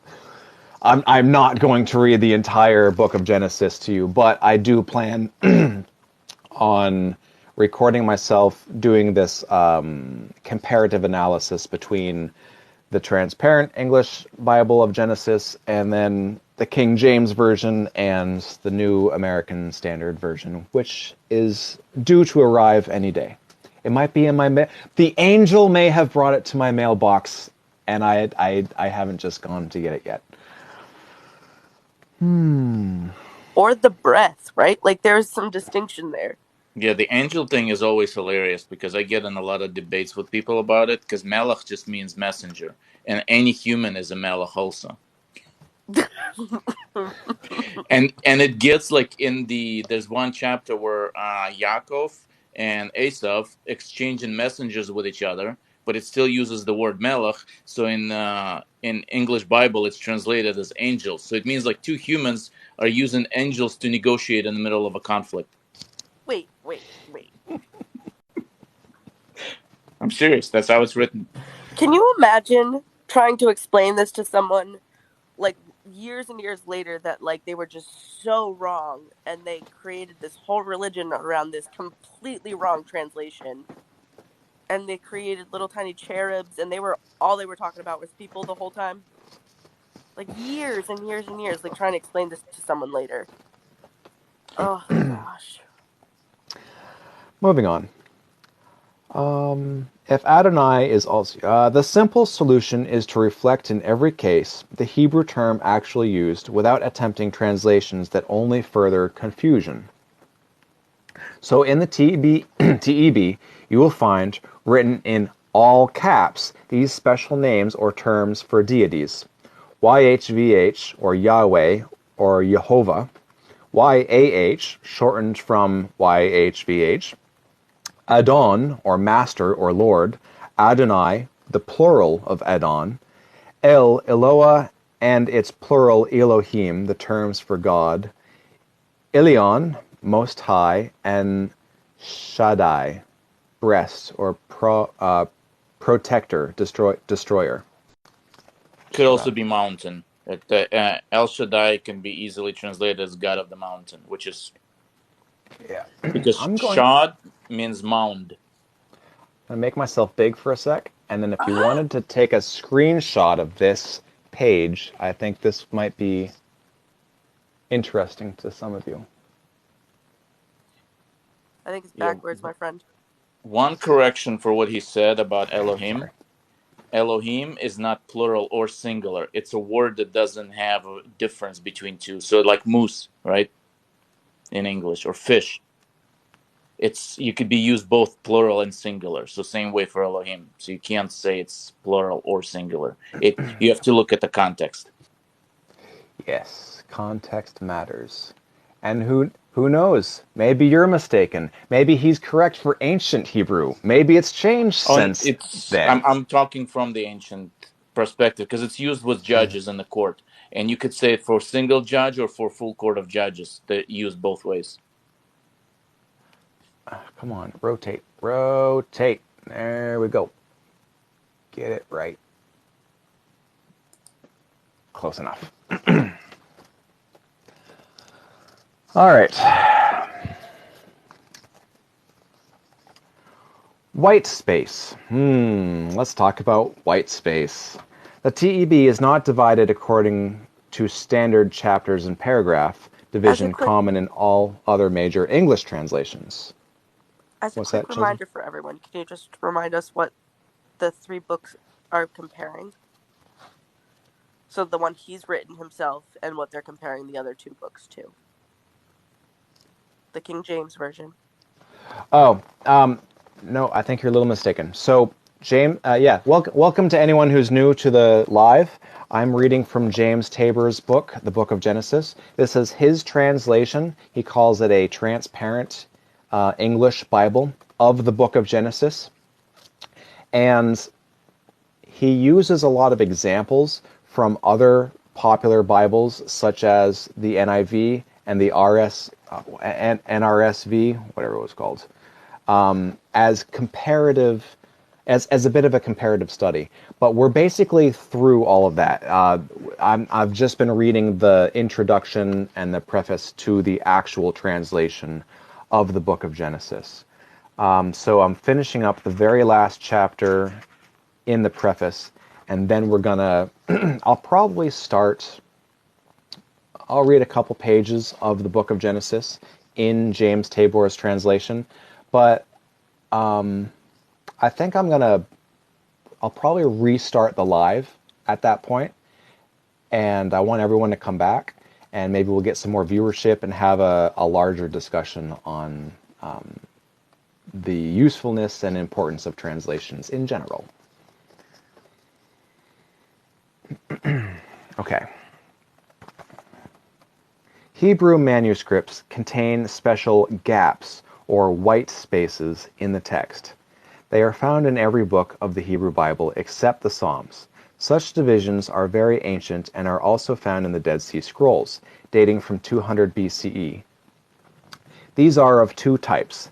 The major breaks, called petuchot, P-E-T-U-C-H-O-T, petuchot, or Pet open, shot. That's okay. petshot. See, that's why I'm so glad you're here. Petshot. The greater ones, the major breaks, are called petshot, or open, are much more like our paragraph breaks and are indicated within the TEB with a full space and new flush paragraph, and the minor breaks, called sodomot, or closed, that are indicated with 15 unbreakable spaces. The smaller divisions are perhaps the most fascinating, as they seem to suddenly appear to block off or emphasize portions of the text, sometimes even a single verse. For example, in Genesis 3:16, this single verse is separated from the text by these minor spaces before and after. Although they are well known and discussed by the ancient rabbis, they do not appear in modern translations of the Bible. Including the Jewish publication society Tanakh. Apparently, the temptation is quite strong to divide and section the Hebrew text accordingly in modern Western sense of breaks and transitions. This is unfortunate, since the division in the Hebrew manuscripts often strike one as wholly removed from our assumptions about how a text should be divided. The TEB is the first major translation to reflect in its pages appearance the actual white spaces, divisions of the ancient Hebrew manuscripts. Just thumbing through its pages offers the reader a new and unique experience to be able to peer through the English to the original Hebrew text. Superscripts. One unique and fascinating feature of the TEB allows the reader at significant places in the text to know whether a keyword is masculine, feminine, singular, or plural, or whether a noun is a definite, with tiny superscript letters of M, F, S, P, D placed right after the word. Oh, that's for feminine, masculine. What's S again? Neutral would be. Singular. Yeah, or S is singular. singular, P is plural, and D is definite, or has the article. Okay. There is also a special form of the verb in Hebrew that carries a causative sense that is often difficult to bring out in English.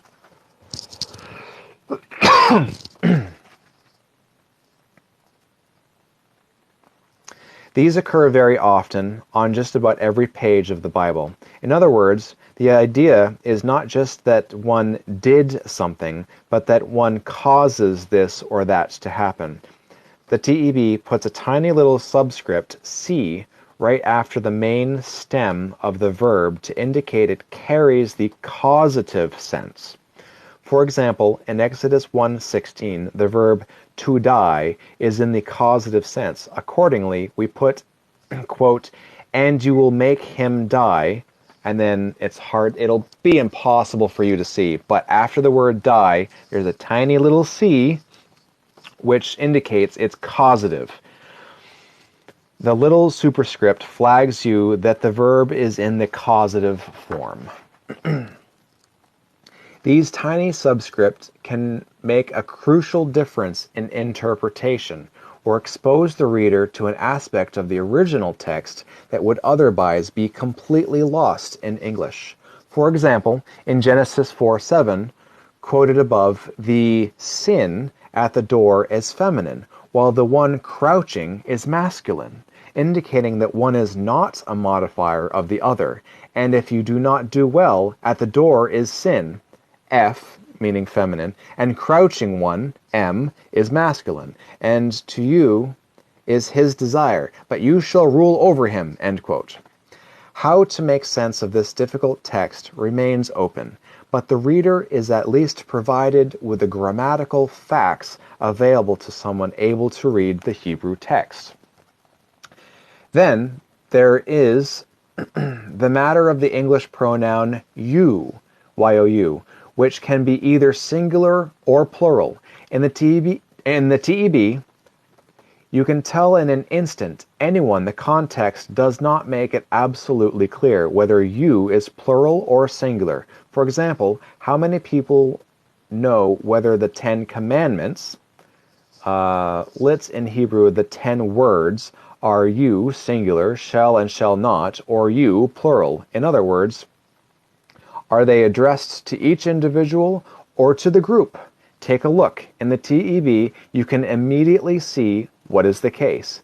There are even passages where the masculine Yahweh is nonetheless spoken of with feminine pronouns or verbs. There are other cases where the plural word for God, Elohim, which usually takes a singular verb, does indeed have a plural verb. The English reader of the TEB will at least be able to recognize such cases and draw his or her own conclusions. The audacity. Our friend dropped down. He said, "Sorry, I got a phone call." Oh, all good. That's what I just said. I said, "You're fine."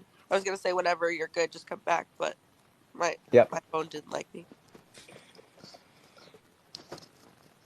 And they're back.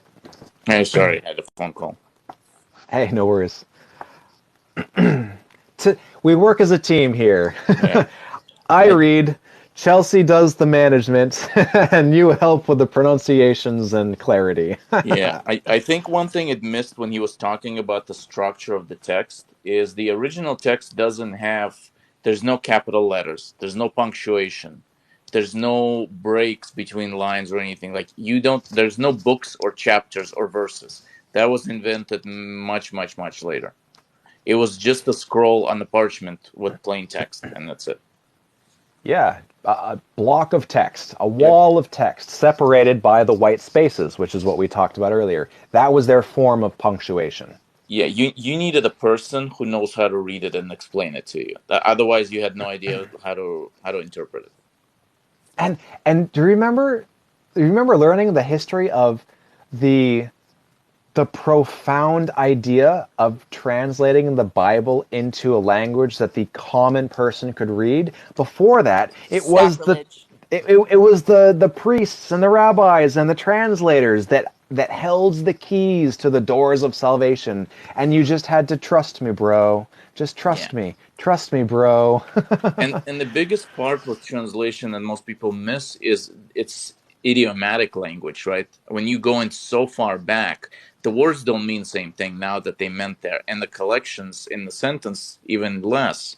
Like, you can look at Shakespeare, and if you read Shakespeare right now, you need a dictionary, right? And it's just a few hundred years. We're talking Yeah, about 3,000 years. right. Hey, even the U.S. Constitution is confusing to some. Correct.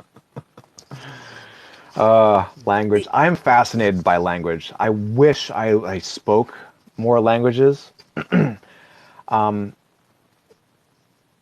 I speak a little bit of Spanish, un poco español, but very little, very poorly. I feel like I have a very, very firm grasp on English, but yeah, the use of language just fascinates me. Yeah, I always like to use this one phrase that appears in the Book of Kings, that it uses a phrase "maim reglaim," which, if you literally translate from Hebrew to English, would mean water of the legs. And if you don't know what it means, it's water of the legs. What does it mean? It means urine.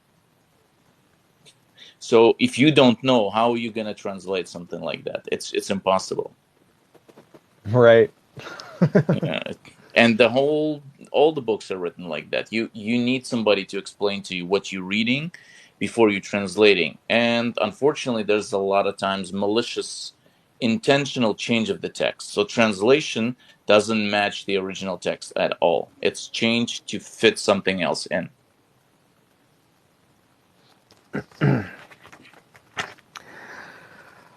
The TEB makes use of the feature pioneered by the King James Version and still included by the very successful New American Standard Bible as well as the New King James Version. Words that are supplied by the translators in order to produce a smooth English style are nonetheless in the interest of meticulous transparency indicated by the italic types. I think that's parallel to what you were just saying. Without a translator, I wouldn't know what the water of the legs means, but you need a translator to say it's urine. I mean, it makes sense if you think about it. If you pee your pants, your legs are wet. It's the water of the legs, right? It makes sense, but there's something lost in that translation, isn't there? Okay, bold italic. Yeah, now he's just talking about the format of his translation. In bold italics, in normal Hebrew usage, the verb contains within its structure the pronoun subject, whether first, second, or third person, and singular or plural. In other words, one does not have to specifically express the pronoun. For example, in Genesis 3:16, God says, "I will surely multiply your hardship," but the pronoun I does not appear in the Hebrew text, since the verb itself is put in a grammatical form that indicates the first person singular. However, there are many places where the pronoun does in fact appear anyway. What this tends to do is add emphasis. We find just such a case in the same verse in Genesis, add emphasis. We find just such a case in the same verse in Genesis. I'm just going to skip ahead a little bit. Place bold italics indicating. Okay. Footnotes. Every page of the TEB contains a rich supply of notes. However, these notes are extensively related to linguistic matters. Indeed, to clarify the transition itself or indicating textual variance. In other words, the notes are intended to supply the reader with enough information to make an informed judgment regarding the translation, but not necessarily the interpretation of the text, certainly not in any theological manner. The notes contain a few simple abbreviations: lit, or literal meaning; heb, translation of the Hebrew text; mt, Masoretic text. MT is Masoretic. DSS, a reading from the Dead Sea Scrolls. LXX, a reading from the Greek Septuagint, i.e. further explaining of meanings. And that's the end of chapter 5. All right, then we have a reader's guide, and he literally describes the page layout from here that I'm going to skip for now. And we're going to hop right in. Here we go. Here we go, folks. Diving right in. After that long, what was that? 30 pages of before we can start. Here we go.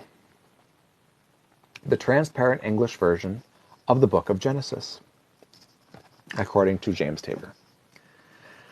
Chapter 1, verse 1. At the first of Elohim created the skies and the land was desolation, and emptiness, and darkness was over the face of the deep, and the Spirit of Elohim was hovering over the face of the waters. And Elohim said, "Let there be light," and it was light. And Elohim said in the light that it was good. And Elohim separated between the light and between the darkness. And Elohim called to the light day, and to the darkness he called night. And it was evening, and it was morning, day 1. And Elohim said, "Let there be an expanse in the middle of the waters, and let there be a separation between waters to waters." And Elohim made the expanse, and he separated between the waters and that were from under the expanse, and between the waters that were from upon the expanse. And it was thus. And Elohim called to the expanse skies, and it was evening, and it was morning, and second day. And One second. Sorry, can I yeah, interject for 1 second? yeah, So I can hear what he's translating. He's doing the actual literal translation, meaning like he's taking a plain meaning of every word and going like that without considering uh, the idioms. So it's a great translation if you want to hear it like that. But some of the meanings are lost. Like for example, when he says the spirit, that word ruach could mean wind, spirit, or breath, but the word spirit doesn't mean what we mean in spirit in English, although it actually does. Like it's a spirit in the sense of like your will, your spirit, not like a ghost spirit, you know, that type of meaning. So you could say almost like the will of God hovered above the right, and the yeah. first sentence, it's all we typically translate it as in the beginning of God creating, right? It doesn't mean that it like this is the start. It means that the entire text is going to present how he started doing it, not that the first sentence means that's the start. Like, Interesting. like it's just the whole book is the start. So that's how the first sentence generally translated. That's in the beginning of God creating heaven and earth. By the way, heaven doesn't exist as a word in Hebrew. The word is sky. Shemayim just means sky. Right. So how does the concept? Well, as far as I know, it wasn't until the New Testament, the rise of Christianity, that Mm-hmm. really introduced the importance of heaven and hell, and those concepts don't really exist in the Tanakh, or am I Correct. mistaken? The Torah, the first 5 books, like Genesis through Deuteronomy, doesn't Yeah. mention afterlife. There is no afterlife whatsoever. It focused on this world and this life only.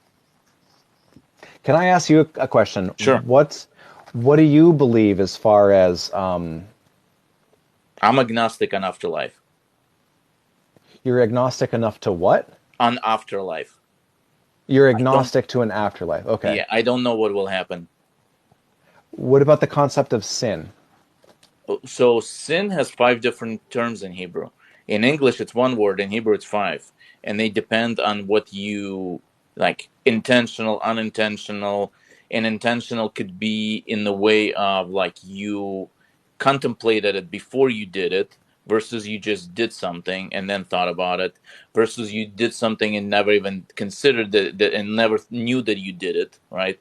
And then it also could be in the sense of positive versus negative commandment, right? So like positive is do something and you didn't do it. That's a one type of sin, versus don't do something and you did it. That's a completely different type of sin, right? So it's a very big array, and you can't compare it to the Christian concept of sin. It's very different. That's fascinating. I'm so glad you're here with us today. Sure. I will drop in 10 minutes though, sorry. I have a No, meeting. that's probably really good timing for me too, because I just want to read another page or two, and then again, like I said, I want to restart the live because I think our viewership has kind of staled. But I'm so glad you're all here. I can't believe I'm talking to like 20 people, 25 people about translating the Book of Genesis. That's because you're not arguing with anybody. That's why the viewership is down. No, I totally get it. People like conflict. When there's Yeah. conflict, that drives the viewership. And I get it. I like doing it too from time to time. I have another guest asking to come in, so I'm going to bring in Scruticus real quick.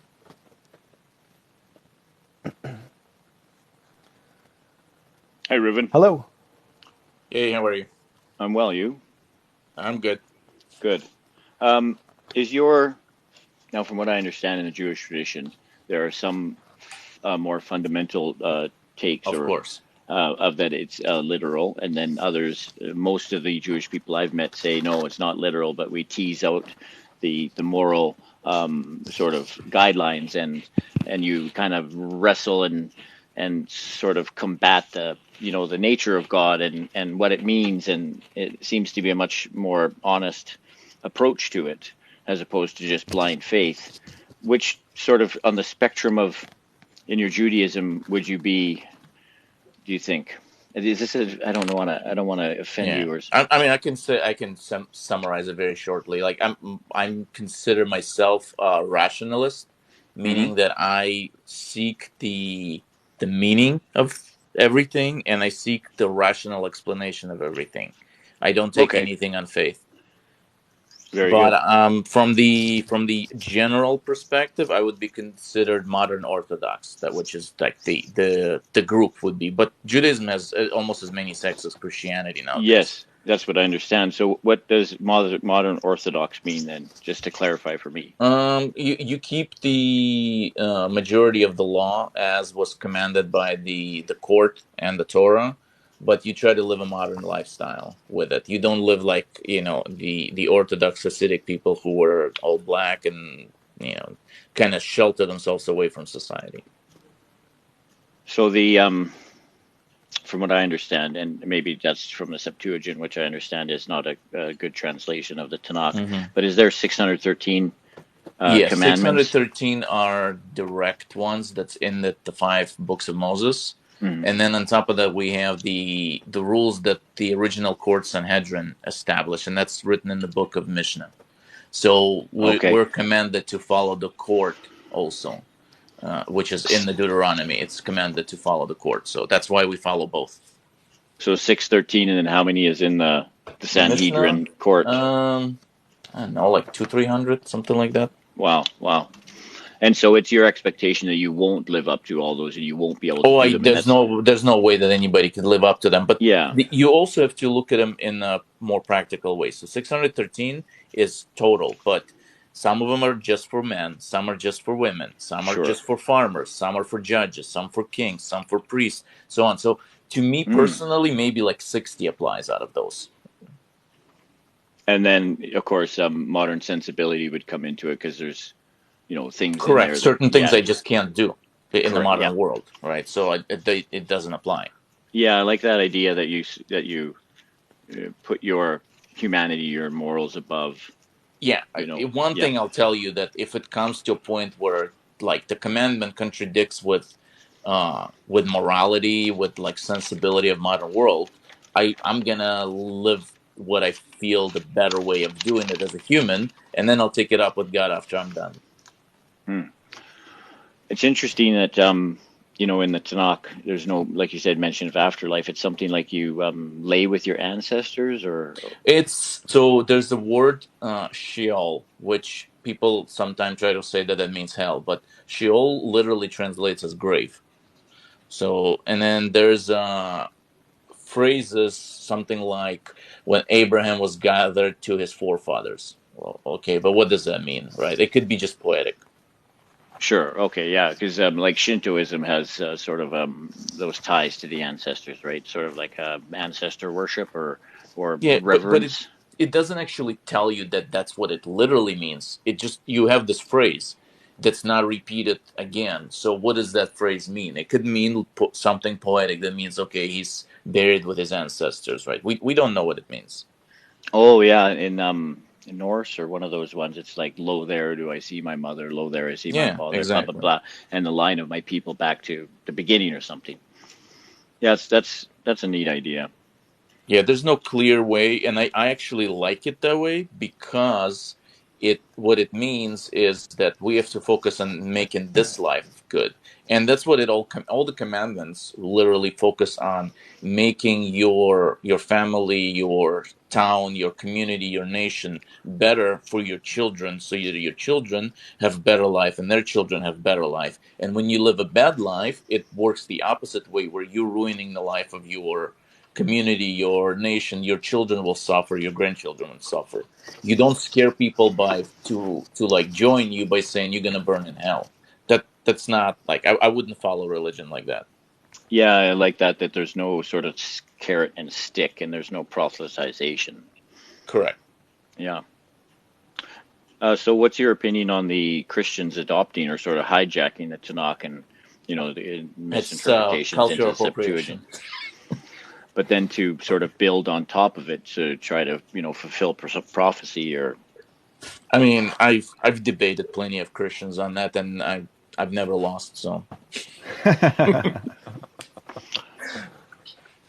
Yeah, well, I don't think there's an intellectually honest way to win that debate as a No, Christian. but I mean, I debate on scripture alone. I don't do any.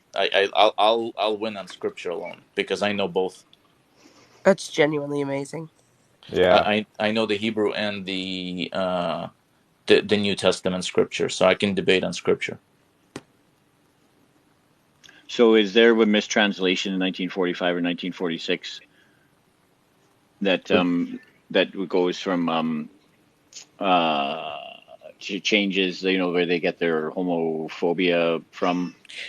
That one is interesting because in Hebrew, like it's hard to understand what it means because it uses two words for men at the same sentence. So there's a word ish, which just means men, right? And then but it says ish will not lie with zachar, which means male, like with a woman. So in we know that the text is always it's always important. Why is it using like it could have just said ish and ish, right? It could have said man and man. Why is it using two different words for men in the same sentence? I've heard That's that not one man could be a subordinate. correct, and that's what the belief is. The main historical belief that is talking about position of power, kind of Right. like taking a young teenage boy as your squire to like train him in your trade and whatever, and then using him basically like you have power over him. You shouldn't use your power over him. Huh. That's Right. Interesting. what it's talking about, not like about consensual relationship between adults. And is that second person the man that's with lesser power? Could that could that also be translated to something Young. other than a man? Could it just be No, it's a man Zahar with higher? literally means male. It's used as male. Okay. Yeah. So in Hebrew, there's a word for men and male. Yes. Man is ish, Zahar is male. Okay.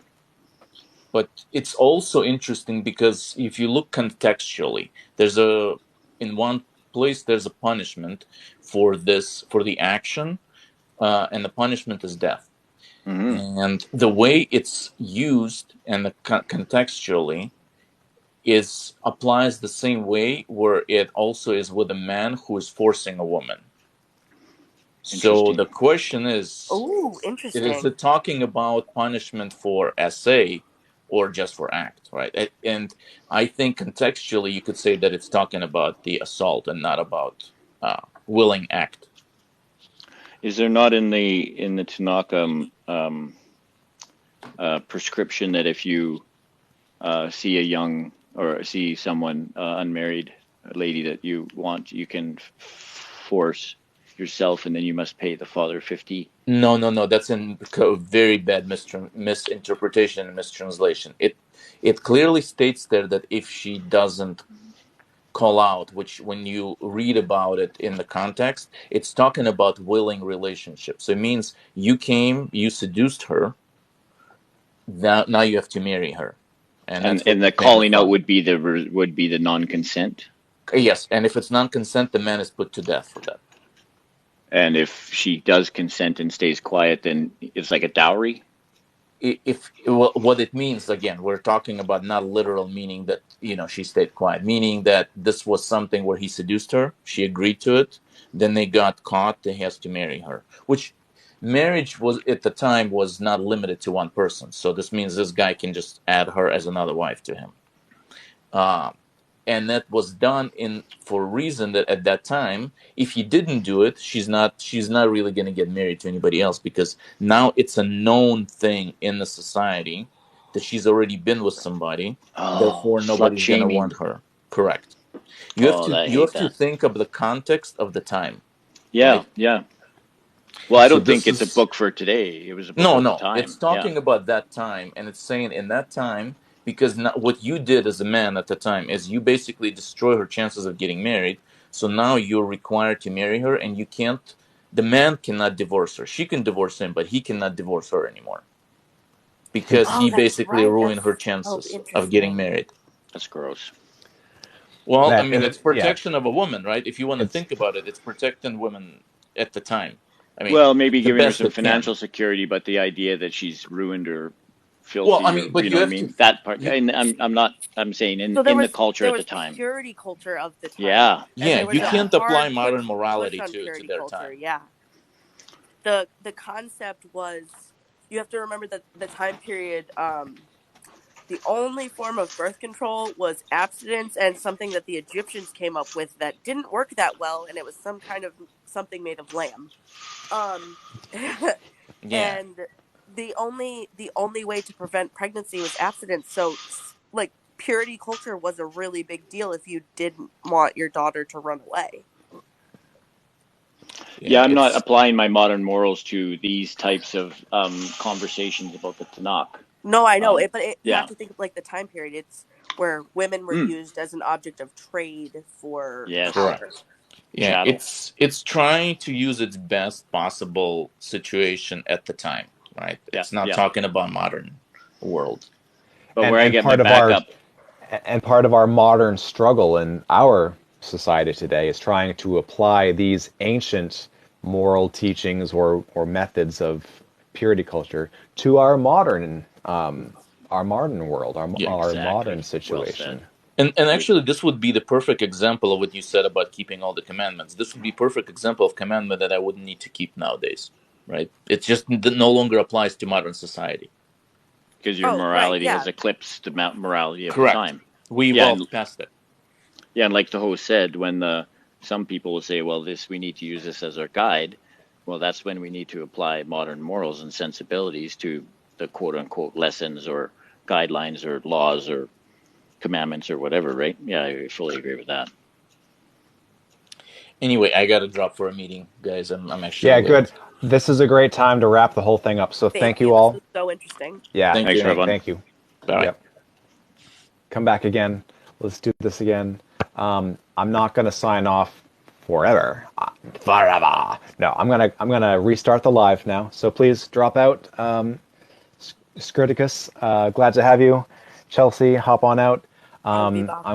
I'm gonna put a pin in this conversation. I think this was a really good video. I'm going to upload it to YouTube for us all to review later, if you so wish.